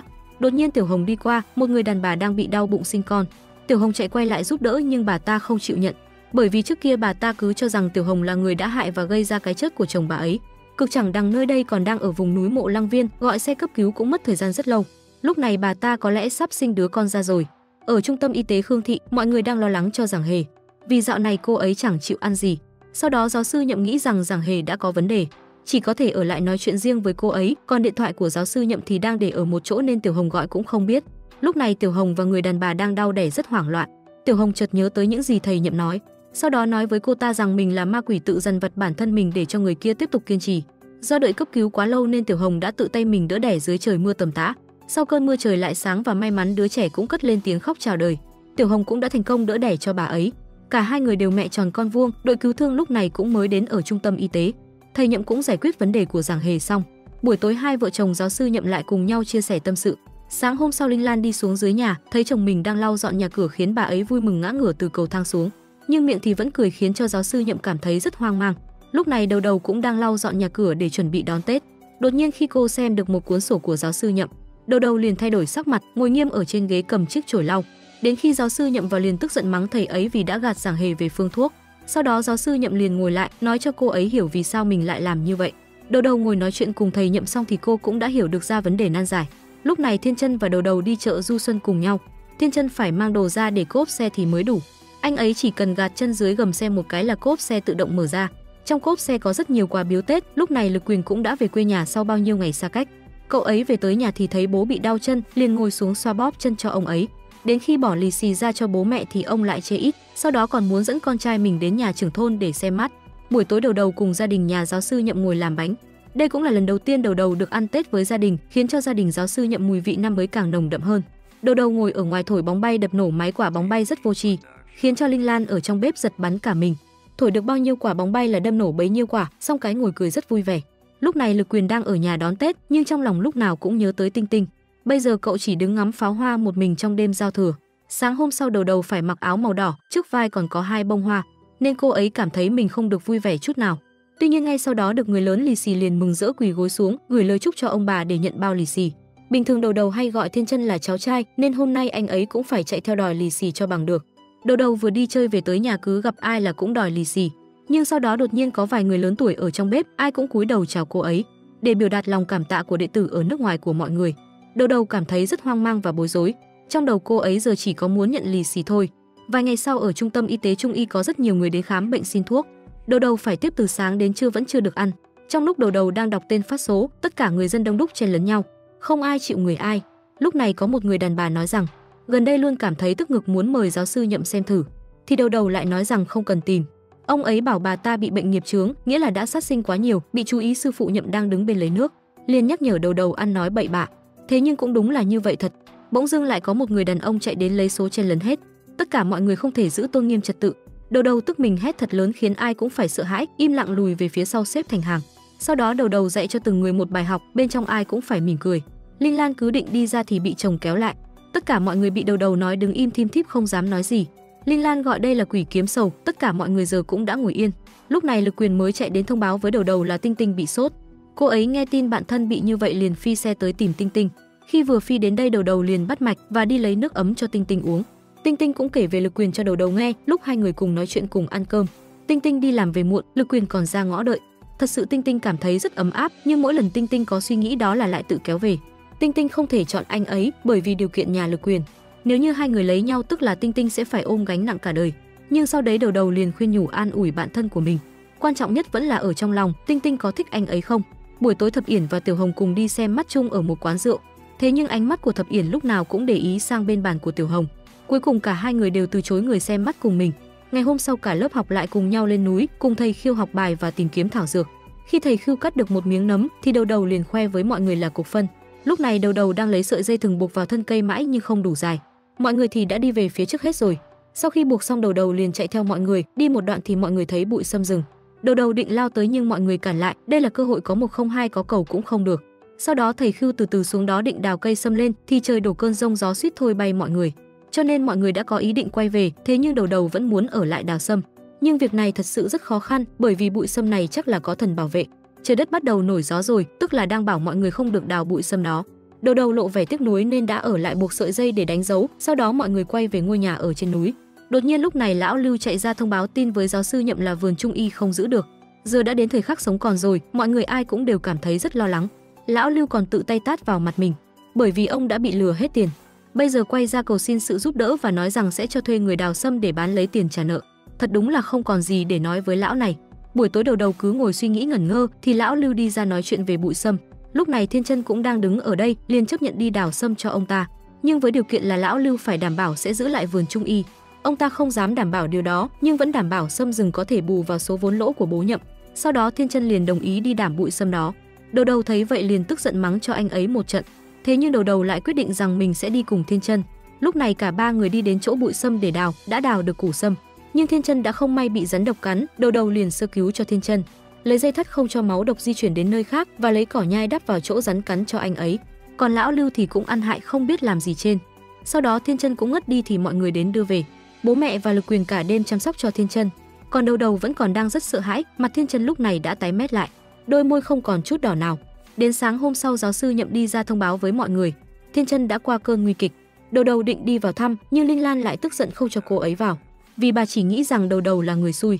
Thiên Chân vào rừng đào sâm đã nói là lão Lư, nhưng bà ta lại càng tức giận đuổi Đầu Đầu đi, không cho cô ấy lên tiếng trên. Bây giờ ông ta cũng mang sâm chạy xuống núi chuồn đi, rồi bà ta chỉ thẳng tay vào mặt đuổi Đầu Đầu đi. Lúc này Thiên Chân cũng đã tỉnh dậy, Thiên Chân biết mẹ mình đã đuổi Đầu Đầu đi liền nói hết mọi chuyện cho bà nghe. Sau đó bà liền đưa điện thoại cho Thiên Chân gọi cho Đầu Đầu quay về. Lúc này cô ấy đang nghe thấy sự cầu cứu của một người. Đầu Đầu liền chạy ra cứu đứa bé đang nằm ngất ở dưới đất. Mọi người ở trên núi đang lo lắng đi tìm Đầu Đầu vì không liên lạc được cho con bé. Lúc này cô ấy đang ở bệnh viện được người ta tặng cho một chiếc gậy tre. Sau đó cô ấy mới bỏ điện thoại ra gọi điện lại cho Thiên Chân. Anh ấy nghe được tin liền cùng bố Nhậm chạy tới bệnh viện. Sau đó tất cả mọi người cũng đã giải quyết ổn thỏa, nhưng sau khi về tới trường học thì thấy đang bị người ta tịch thu hết bàn ghế. Tên lão Lưu vẫn còn mặt dày, đi ra nói chuyện với mọi người. Suýt chút nữa thì Đầu Đầu đánh cho một trận. Tất cả các bạn học sinh lúc này đều rất buồn bã mang hành lý đi về. Đột nhiên giáo sư Nhậm lúc này đang ngồi bàn chuyện với gia đình là muốn bán nhà. Cả bố mẹ và vợ đều rất hoảng hốt. Thế nhưng như vậy thì lớp kế thừa mới có thể hoạt động bình thường được. Bố Linh Lan liền do tay đồng ý, chỉ có người vợ thì vẫn còn hẹp hòi nuối tiếc không muốn bán. Sau đó ông ngoại lại bảo bán căn nhà của mình, Linh Lan cũng đến bất lực, không hiểu tại sao những người đàn ông trong gia đình mình lại có thể tùy hứng đến như vậy. Sau đó bà ngoại cũng đi vào nhà lấy sổ đỏ ra thật. Linh Lan liền bật khóc cảm động. Buổi tối Linh Lan đi lấy sổ đỏ của nhà mình ra mang trả lại cho bố mẹ, vì bà cũng không muốn bán căn nhà này đi. Ngày hôm sau Manh Manh ở trung tâm y tế, Trung Y cứ đứng cầm chổi lau vào người. Đầu Đầu, Giảng Hề ngồi thấy vậy liền bật cười. Đột nhiên lúc này Tử Hoàng đến gọi Đầu Đầu khiến cho Thiên Chân để ý. Sau đó anh ta đưa Đầu Đầu vào trong phòng. Đầu Đầu hét toáng lên chạy đuổi theo đánh Tử Hoàng. Thiên Chân đang định ngăn cản thì Đầu Đầu mở chiếc hộp ra cho anh ấy xem. Thấy sâm đang ở đây anh liền cho Tử Hoàng một bài học. Thiên Chân và Đầu Đầu lôi Tử Hoàng vào bên trong giải quyết. Thì cậu ta nói rằng là do bố mình đưa cho, vì trả ơn Đầu Đầu nên Tử Hoàng mới mang tới. Gốc nhân sâm này có thể cứu được rất nhiều người và cả lớp kế thừa. Nhưng giờ thì cũng đã muộn rồi, Tử Hoàng bị Đầu Đầu mắng cho một trận. Sau đó cô lại đi ra ngồi cùng sư phụ ghi chép sổ cho một bệnh nhân. Đầu Đầu ngồi ghi chép rất chăm chỉ cần cù bù siêng năng. Sau đó một mình cô ấy đứng giới thiệu thuốc cho bệnh nhân. Lúc này đột nhiên Tiểu Hồng chạy đến báo tin vui với mọi người là có người cho mượn địa điểm mở lớp rồi. Giáo sư Nhậm cùng Tiểu Hồng đi tới đó xem, không gian quả thật rất rộng rãi và thông thoáng. Rồi thầy Nhậm liền bảo cô ấy về đập chiếc ống heo đó được. Rồi giáo sư Nhậm lúc này cảm thấy rất vui mừng khi sắp được mở lại lớp học kế thừa. Ngày hôm sau một bệnh nhân đến y tế Trung Y tái khám thì đã không còn ho ra máu nữa. Do cả đêm hôm trước có Thập Yển đã ở lại ngủ từ đêm hôm trước trông nom bà ấy. Thế nhưng đến ngày hôm sau trung tâm y tế Trung Y đột nhiên nhận được thông báo Bạch Mạt Lị bị sốt. Sau đó thầy Nhậm và mọi người nhanh chóng tới nhà bà ấy. Khi giáo sư Nhậm đến nơi, ông ấy chỉ cần bắt mạch và châm cứu một cây kim là khỏi hẳn. Còn Đầu Đầu thì ở trong bếp nấu cháo cho bà ấy ăn. Sau đó Đầu Đầu còn chuẩn bị sẵn trà cho sư phụ uống. Mạt Lị biết lớp học của giáo sư Nhậm đang gặp khó khăn nên bà đã gửi cho thầy một số tiền khá lớn quyên góp cho lớp dạy mới. Nhưng giáo sư không dám nhận sự hảo tâm này vì số tiền quá lớn. Nghe vậy bà ấy liền flex bản thân mình 7 miếng đất nên giáo sư Nhậm mới dám nhận lòng hảo tâm này. Về tới trung tâm y tế khoe với Linh Lan là đã có tiền mở lớp và không phải bán nhà nữa thì vợ không tin. Cho đến khi thấy chồng bỏ tấm phiếu cho xem liền vui mừng rạng rỡ. Đến buổi chiều tất cả mọi người cùng nhau đến lớp học mới để dọn dẹp set up lớp học. Vài ngày sau lớp học có thêm rất nhiều người tới đăng ký và chúc mừng cho giáo sư Nhậm. Lúc này tất cả mọi người từ trẻ đến già, từ cựu học sinh cho tới các bệnh nhân giáo sư Nhậm đã chữa khỏi. Mọi người đều có mặt ở buổi lễ khai giảng của lớp học kế thừa. Chỉ có mình Lực Quyền là phải đi làm thêm không tới dự buổi lễ khai giảng được. Lúc này mọi người đều ngồi đọc khẩu lệnh, Tinh Tinh đã gọi điện cho Lực Quyền để anh ấy ngồi nghe. Sau khi kết thúc buổi khai giảng, Thiên Chân đứng lọ mọ treo tấm chữ lên tường của phòng giáo sư Nhậm. Nhưng ông ấy đi vào lại mắng không cho treo tấm đó lên, bởi vì chữ viết trên đó nó cũng không hợp với phong thái của ông cho lắm. Buổi tối cả nhà cùng nhau ăn lẩu chúc mừng, ai nấy đều cũng rất vui vẻ. Thế nhưng chỉ có Manh Manh là không uống được rượu. Đột nhiên lúc này bên ngoài có tiếng chuông, Thiên Chân liền chạy ra mở cửa. Thì ra bố mẹ của Manh Manh đến đón cô ấy về nhà. Sau đó Thiên Chân vào ngồi lại bàn ăn với vẻ mặt rất buồn bã, khiến cả nhà cũng trầm xuống theo. Mỗi lần Thiên Chân bỏ bữa, tâm trạng không được thoải mái là lại vào phòng tập thể dục. Ông ngoại sẽ là người đem đồ ăn đến cho cháu trai yêu dấu của mình. Ngày hôm sau giáo sư Nhậm cho cả lớp học xoa bóp xương khớp. Đầu đầu là người thực hành lên người sư phụ. Khi thấy lão Lưu nói chuyện với ông ấy, dường như đầu đầu đã nghe lén được gì đó nhưng thầy lại không nói cho cô ấy biết. Sau đó đầu đầu liền đi kể chuyện cho Thiên Chân nghe. Ngày hôm sau mọi người ở trung tâm y tế Trung y, Thiên Chân cứ lén lút nhắn tin cho Hứa Manh, trong khi mọi người đang bàn chuyện về chiếc mái ngói ngôi nhà 300 năm. Chỉ còn thiếu nước tiểu đồng tử nên mấy người liền đi tìm. Đầu đầu liền đi đến gặp sư phụ Nhậm để nói chuyện. Sau đó đưa chiếc ngói 300 năm cho thầy Nhậm xem, còn có cả các giấy tờ chứng chỉ.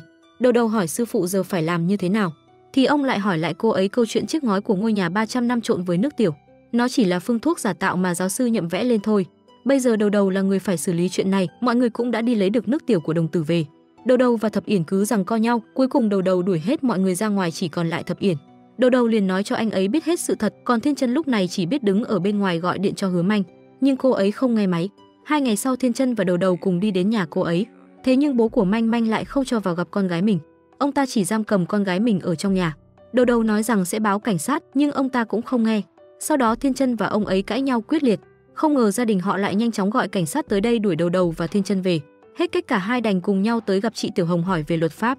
Được biết theo như luật pháp thuộc điều 239 của Bộ luật hình sự, tội bắt cóc bao gồm 2 trường hợp. Thứ nhất, mục đích nhằm vào tài sản nên mới bắt cóc người khác. Thứ hai là bắt cóc người khác làm con tin. Như vậy là hành động mang mục đích chủ quan của người bắt cóc. Theo như Thiên Chân và đầu đầu miêu tả thì Tiểu Hồng thấy họ không nằm trong 2 trường hợp này. Sau đó cô ấy chạy sồng sộc về nhà báo tin cho giáo sư Nhậm. Dù nghe tin dữ nhưng ông ấy vẫn rất bình tĩnh, chỉ nghĩ đầu đầu lo chuyện bao đồng. Nói thì ra rẻ thế nhưng giáo sư Nhậm vẫn đến gặp bố Manh Manh để nói chuyện tại một quán nước. Lúc này Thiên Chân cũng tới gặp mẹ Manh Manh để nói chuyện, nhưng bà ấy vẫn không chấp nhận cho Thiên Chân chăm sóc con gái mình. Đột nhiên bố mẹ Manh Manh nhận được tin báo từ một người.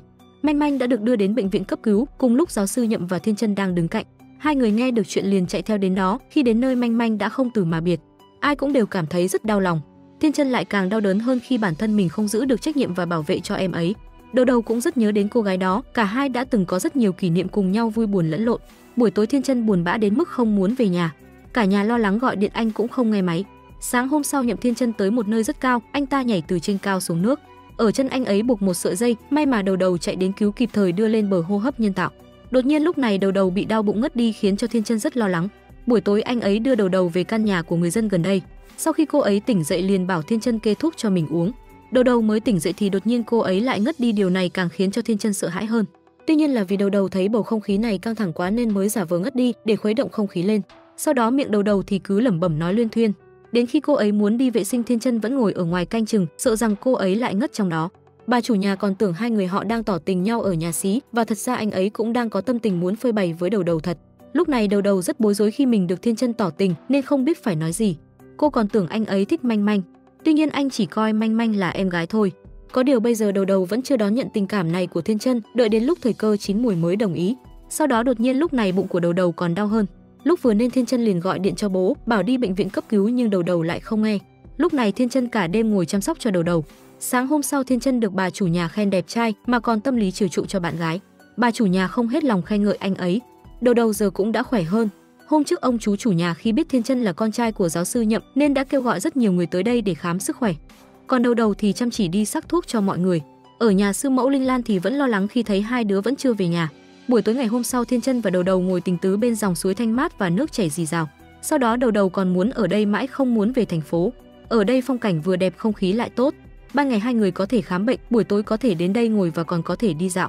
Sau đó Thiên Chân này ra một ý nghĩ, sau này hai người sẽ tìm một nơi giống chỗ này để ở và mở một quán nhỏ. Chưa gì cả hai người đã tính đến chuyện tương lai. Thế nhưng đầu đầu vẫn thấy có một trở ngại, đó chính là ở đây không có sư phụ và sư mẫu, cũng không có y quán và bạn học, cũng bởi vì đầu đầu bò lên từ dưới đáy. Cho nên nếu cô ấy muốn làm người kế thừa thì phải thật nỗ lực gấp ngàn lần người khác thì mới có thể chức vị người kế thừa này. Sau đó hai người ngồi tình tứ cùng nhau thì đột nhiên có một ông lão đi tới.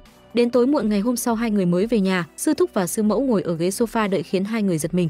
Sư mẫu Lan Linh chán chẳng buồn nói với hai đứa liền đi lên nhà.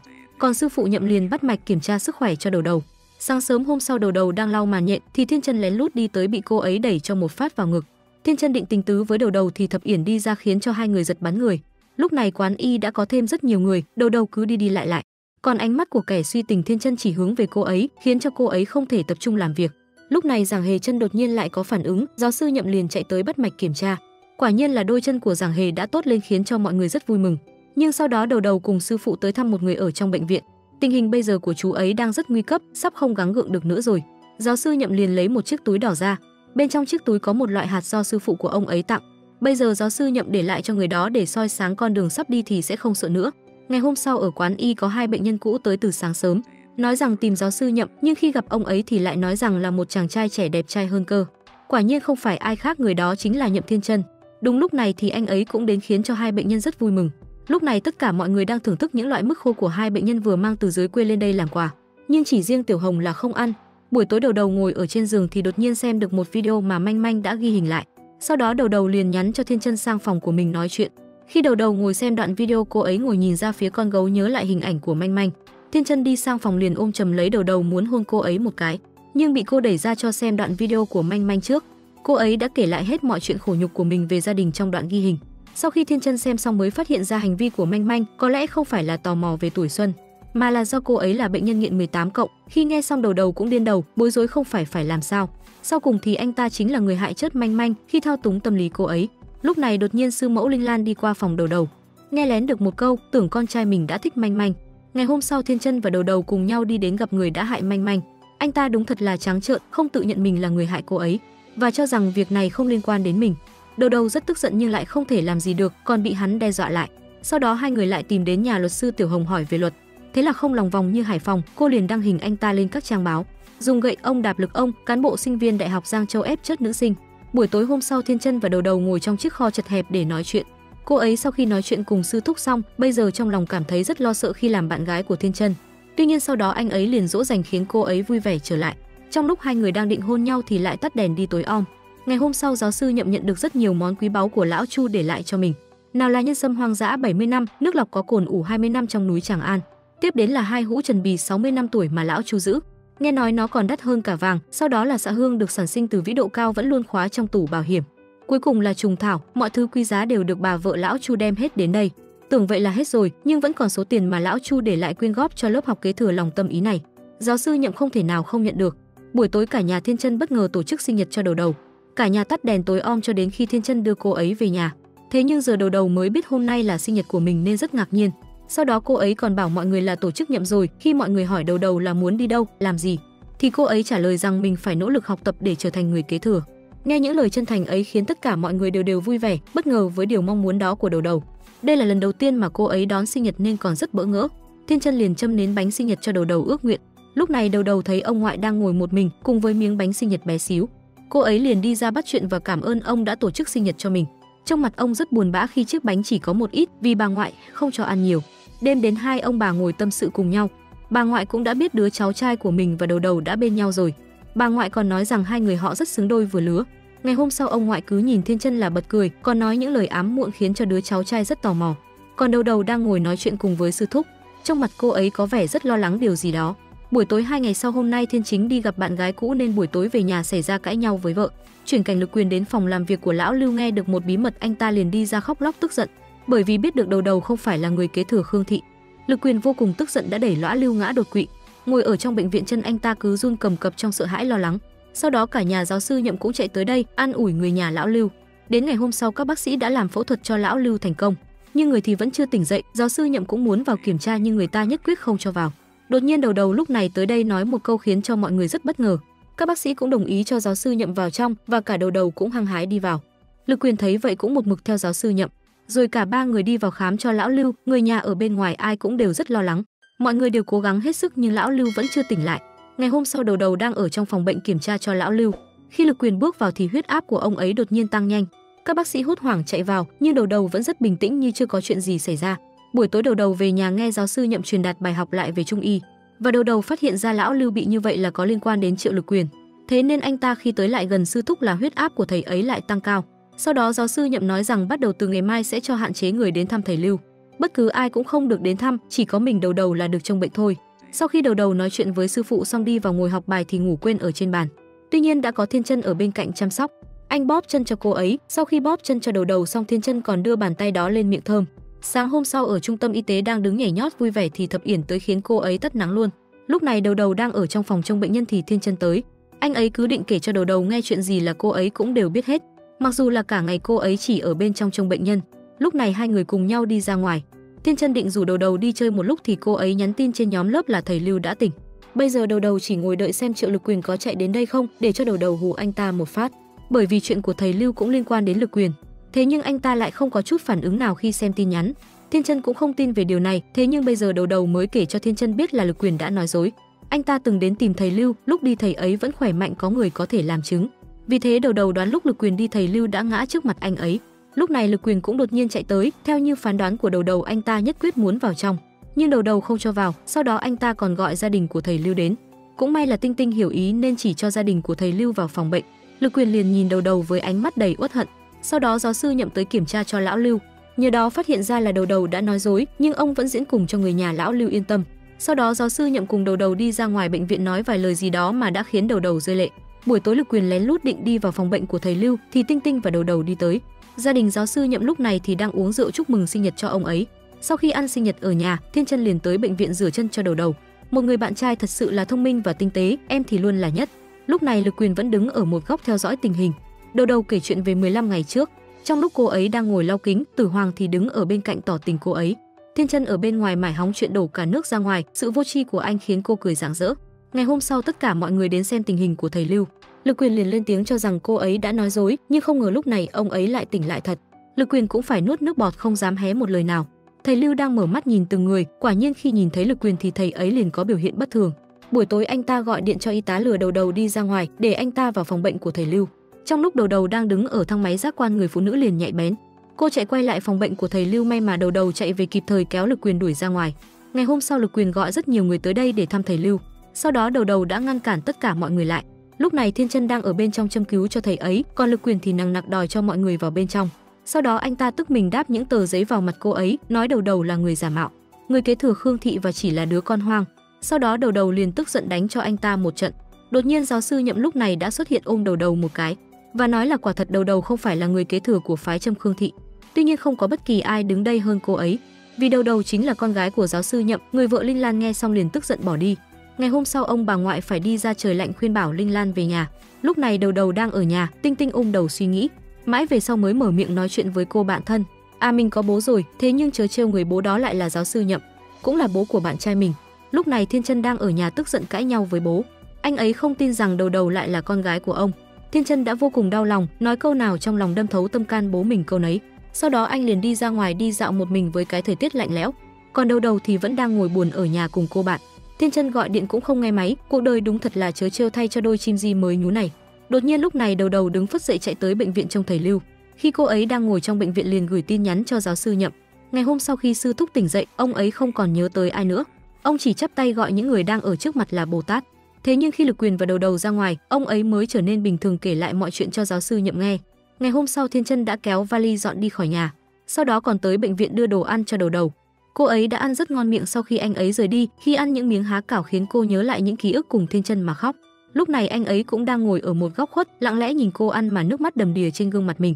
Ngày hôm sau giáo sư Nhậm đã vạch trần hết sự thật của Lực Quyền. Anh ta phải dập đầu xuống đất xin lỗi giáo sư Nhậm và cầu xin sự tha thứ. Thầy Nhậm ra lệnh cho anh ta phải tự mình ra đầu thú nhận hết mọi tội lỗi, không thì sẽ phải chịu trừng phạt đi tù. Khi Lực Quyền rời đi, giáo sư Nhậm liền cho người đi theo anh ta.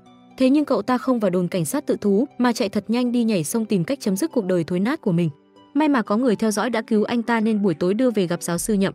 Ông ấy tức giận lấy đống sách đập vào người Lực Quyền. Sau đó thầy Nhậm lại từ tốn ngồi lại nói những lời thành tâm với anh ta. Ngày hôm sau Thiên Chân gọi điện cho Đầu Đầu, nói rằng mình sẽ đi đến phòng khám thị trấn vài ngày, bởi vì dạo này đang có dịch cúm. Lão Hà đã gọi Thiên Chân tới đó khám giúp. Sau khi nghe phòng điện thoại, Đầu Đầu liền chạy ra ngắm nhìn anh ấy rời đi. Chuyển cảnh Thiên Chân cũng đã tới nơi để bắt mạch cho từng bệnh nhân ở nơi đây. Vài ngày sau khi anh đang ngồi kiểm tra cho các bệnh nhân thì đột nhiên có một cô gái chạy đến nhờ trợ giúp cho bác Ngưu. Lập tức anh liền có mặt ở cạnh giường bác ấy, anh bắt mạch rồi kiểm tra tình trạng sức khỏe của ông ấy lúc này khá nặng. Thiên Chân liền chạy ra ngoài gọi điện về cho gia đình, hỏi về dịch cúm khi xưa là như nào. Còn Thiên Chân thì đang phải túc trực ở vùng dịch. Ông ngoại nghe vậy liền khuyên anh mau chóng đi về. Sau đó bố Nhậm liền chạy ra nói rằng trưa mai sẽ tới đó. Ban đêm cả nhà giáo sư Nhậm chuẩn bị đồ đạc để ông đi tới đó. Sáng đến ông đã có mặt tại vùng dịch để trợ giúp mọi người nơi đây. Sau đó vài ngày dịch bệnh đã lây lan khắp nơi, giáo sư Nhậm lại phải chạy đến Vũ Hán. Lúc này Đầu Đầu vẫn đang phải chăm sóc bệnh tình cho thầy Lưu. Đột nhiên cô ấy hỏi tại sao thầy ngã, nhưng ông ấy lại trả lời là không nhớ gì. Còn Thiên Chân đang gọi điện về cho gia đình, khi gia đình biết giáo sư Nhậm đang ở Vũ Hán thì họ đều hốt hoảng vì ở nơi đó đang là trung tâm của dịch bệnh. Sau khi cả gia đình Linh Lan nghe điện thoại xong, Linh Lan liền quyết định đi đón bố mẹ của Tân Chính và cả Đầu Đầu về nhà. Nhiều ngày dài trôi qua, dịch bệnh ngày càng tăng nhanh lên. Giáo sư Nhậm phải làm việc hết công suất để có thể chăm sóc hết các bệnh nhân đang bị bệnh. Đầu lúc này cũng đã kéo hành lý về nhà, chào ông bà nội và ông bà ngoại của mình. Sau đó liền phi thân chạy ra ngoài. Thiên Chân cũng đang bận rộn từng ngày để khám chữa cho các bệnh nhân ở trung tâm y tế. Ai cũng đang rất bận rộn vận chuyển thuốc đến các bệnh viện. Nửa tháng sau, sư thúc Lưu cũng đã tự mình đứng dậy tập đi.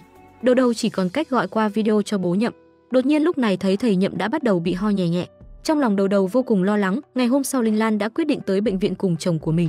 Ông ấy tình hình lúc này đã ho rất nhiều, nhưng ông đã kiểm tra 2 lần là âm tính. Giờ để giúp chồng mình thì người vợ Linh Lan thay phiên giúp ông chăm sóc hết họ. Buổi tối giáo sư Nhậm bị ốm yếu, may mà Linh Lan đã tới chăm sóc ông ấy. Tình hình của ông ấy càng lúc ho ngày càng nặng, kèm theo đó là máu cũng theo tiếng ho và tuôn ra. Thấy người chồng mình cận lực vì công việc như vậy, người vợ cũng đành vào nhà vệ sinh nén nước mắt vào lòng. Đầu và Thiên Chân, hai người ở 2 nơi khác nhau nhưng có lẽ tâm trí của họ luôn dành cho nhau. Hôm sau nhân ngày quốc tế phụ nữ, dù trong người mang bệnh nhưng giáo sư Nhậm liền tặng vợ một bông hoa hồng. Chỉ với một nhành hồng đã khiến bà rất vui, bởi muốn là người ta sẽ tìm cách mà đâu có sai. Lúc này ông ấy cũng kể về sự thật rằng đầu không phải là con gái ruột của mình. Linh Lan cảm thấy vô cùng bất ngờ, nhưng trong lòng vẫn có chút giận hờn ông chồng mình. Tối đó đầu vẫn đang ở trong phòng bệnh cùng sư thúc. Cô ấy chỉ ngồi ngắm nhìn ra cửa sổ, than ngắn thở dài. Sau đó nghe lời của sư thúc khuyên dặn thì liền chạy ra ngoài. Tối của ngày hôm sau, đầu ngồi buồn bã ngắm vài chiếc hình của Thiên Chân gửi cho mình. Gương mặt buồn bã nên quyết định gọi ngay cho anh ấy. Bên này Thiên Chân cũng đã nhận được cuộc, nhưng lại không đủ can đảm để bắt máy. Đầu nhắn tin hỏi thì anh mới trả lời. Nhiều ngày sau, hoa đào cũng đã nở rộ.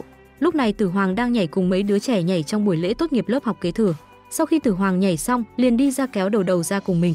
Nhưng cô ấy nào có biết nhảy nhót là gì. Thiên Chân thấy vậy liền đi ra biểu diễn vài đường quyền cơ bản khiến cho mọi người rất bất ngờ. Tiểu Hồng cũng đi ra để góp vui cùng với mọi người. Thì đột nhiên Thập Yển cầm chùm bóng bay đi ra quỳ gối trước mặt cô ấy cầu hôn. Cuối cùng thì cô ấy cũng đồng ý. Thập Yển liền đeo chiếc nhẫn lên tay cô ấy, cả hai ôm nhau trong hạnh phúc. Tử Hoàng thấy thế cũng lôi đầu ra cầu hôn và bị cô ấy từ chối. Lúc này sư mẫu Lan Linh nói đầu là con dâu của mình, khiến cho mọi người ai cũng hết hồn. Đầu và Thiên Chân người trong cuộc cũng chẳng hiểu chuyện gì, nhưng khi nghe lời đó thì hai người vui vẻ đi tới ôm nhau. Mọi người xung quanh ai nấy đều cũng ủng hộ náo nhiệt, những chiếc pháo hoa bắn ra rực rỡ chúc mừng cho đôi chim gì. Buổi tối đầu và Thiên Chân cùng nhau ngồi ngoài ghế ở bờ hồ nói chuyện. Cô ấy liền đưa cho anh lại chiếc vòng cổ lá bài. Anh ấy bất ngờ không biết vì sao đầu lại có được nó, và coi như chiếc vòng đó bây giờ là món đồ cô ấy tặng cho Thiên Chân. Vài ngày sau buổi kiểm tra trình độ chuyên môn, bác sĩ y học cổ truyền Trung Quốc chính thức bắt đầu gồm lý thuyết và thực hành. Sau khi buổi kiểm tra kết thúc, cả gia đình giáo sư Nhậm và Thập Yển đều đang đứng ở bên ngoài đợi hai cô gái thi cử. Đầu vừa ra liền nhảy lên người Thiên Chân ôm xoay mấy chục vòng. Hôm sau mọi người cùng nhau đi núi để chữa lành sau mùa thi căng thẳng. Tuy nhiên chỉ có giáo sư Nhậm là đi ra đứng một mình để trầm tư nhìn đời. Đầu thấy vậy liền đi ra nói chuyện cùng ông ấy. Sau đó mọi người cùng nhau lên núi đi tảo mộ của một sư phụ đã mất cách đây nhiều năm. Mọi người lúc này đều đang đọc hành lễ nghi thức do đầu đứng ra chủ trì. Có lẽ nhờ vào cơ duyên và dưới sự bảo bọc và dạy dỗ tận tâm của Nhậm Tân Chính, lòng yêu văn hóa truyền thống tốt đẹp trong lòng đầu ngày càng mạnh mẽ hơn. Cô gái tinh nghịch vô tư ngày nào dần ra dáng một người con gái trưởng thành hơn trong lý trí cũng như công việc. Quá trình này vị thầy đã truyền đạt kiến thức cho thế hệ trẻ, là người đưa đường dẫn lối cho thế hệ trẻ, dùng sự thiện lương, tấm chân tình cùng sự vị tha để tiếp nối truyền thống tốt đẹp để giữ gìn cái chân quý của nghề y. Được rồi, bộ phim đến đây là kết thúc. Các bạn bỏ ra 3 giây đăng ký kênh để ủng hộ chúng mình nha. Cảm ơn các bạn đã đón xem kênh của chúng mình. Hẹn gặp lại mọi người trong bộ phim tiếp theo. Ok, phần review phim của ngày hôm nay đến đây là hết rồi. Xin chào tạm biệt và hẹn gặp lại các bạn ở những tập tiếp theo.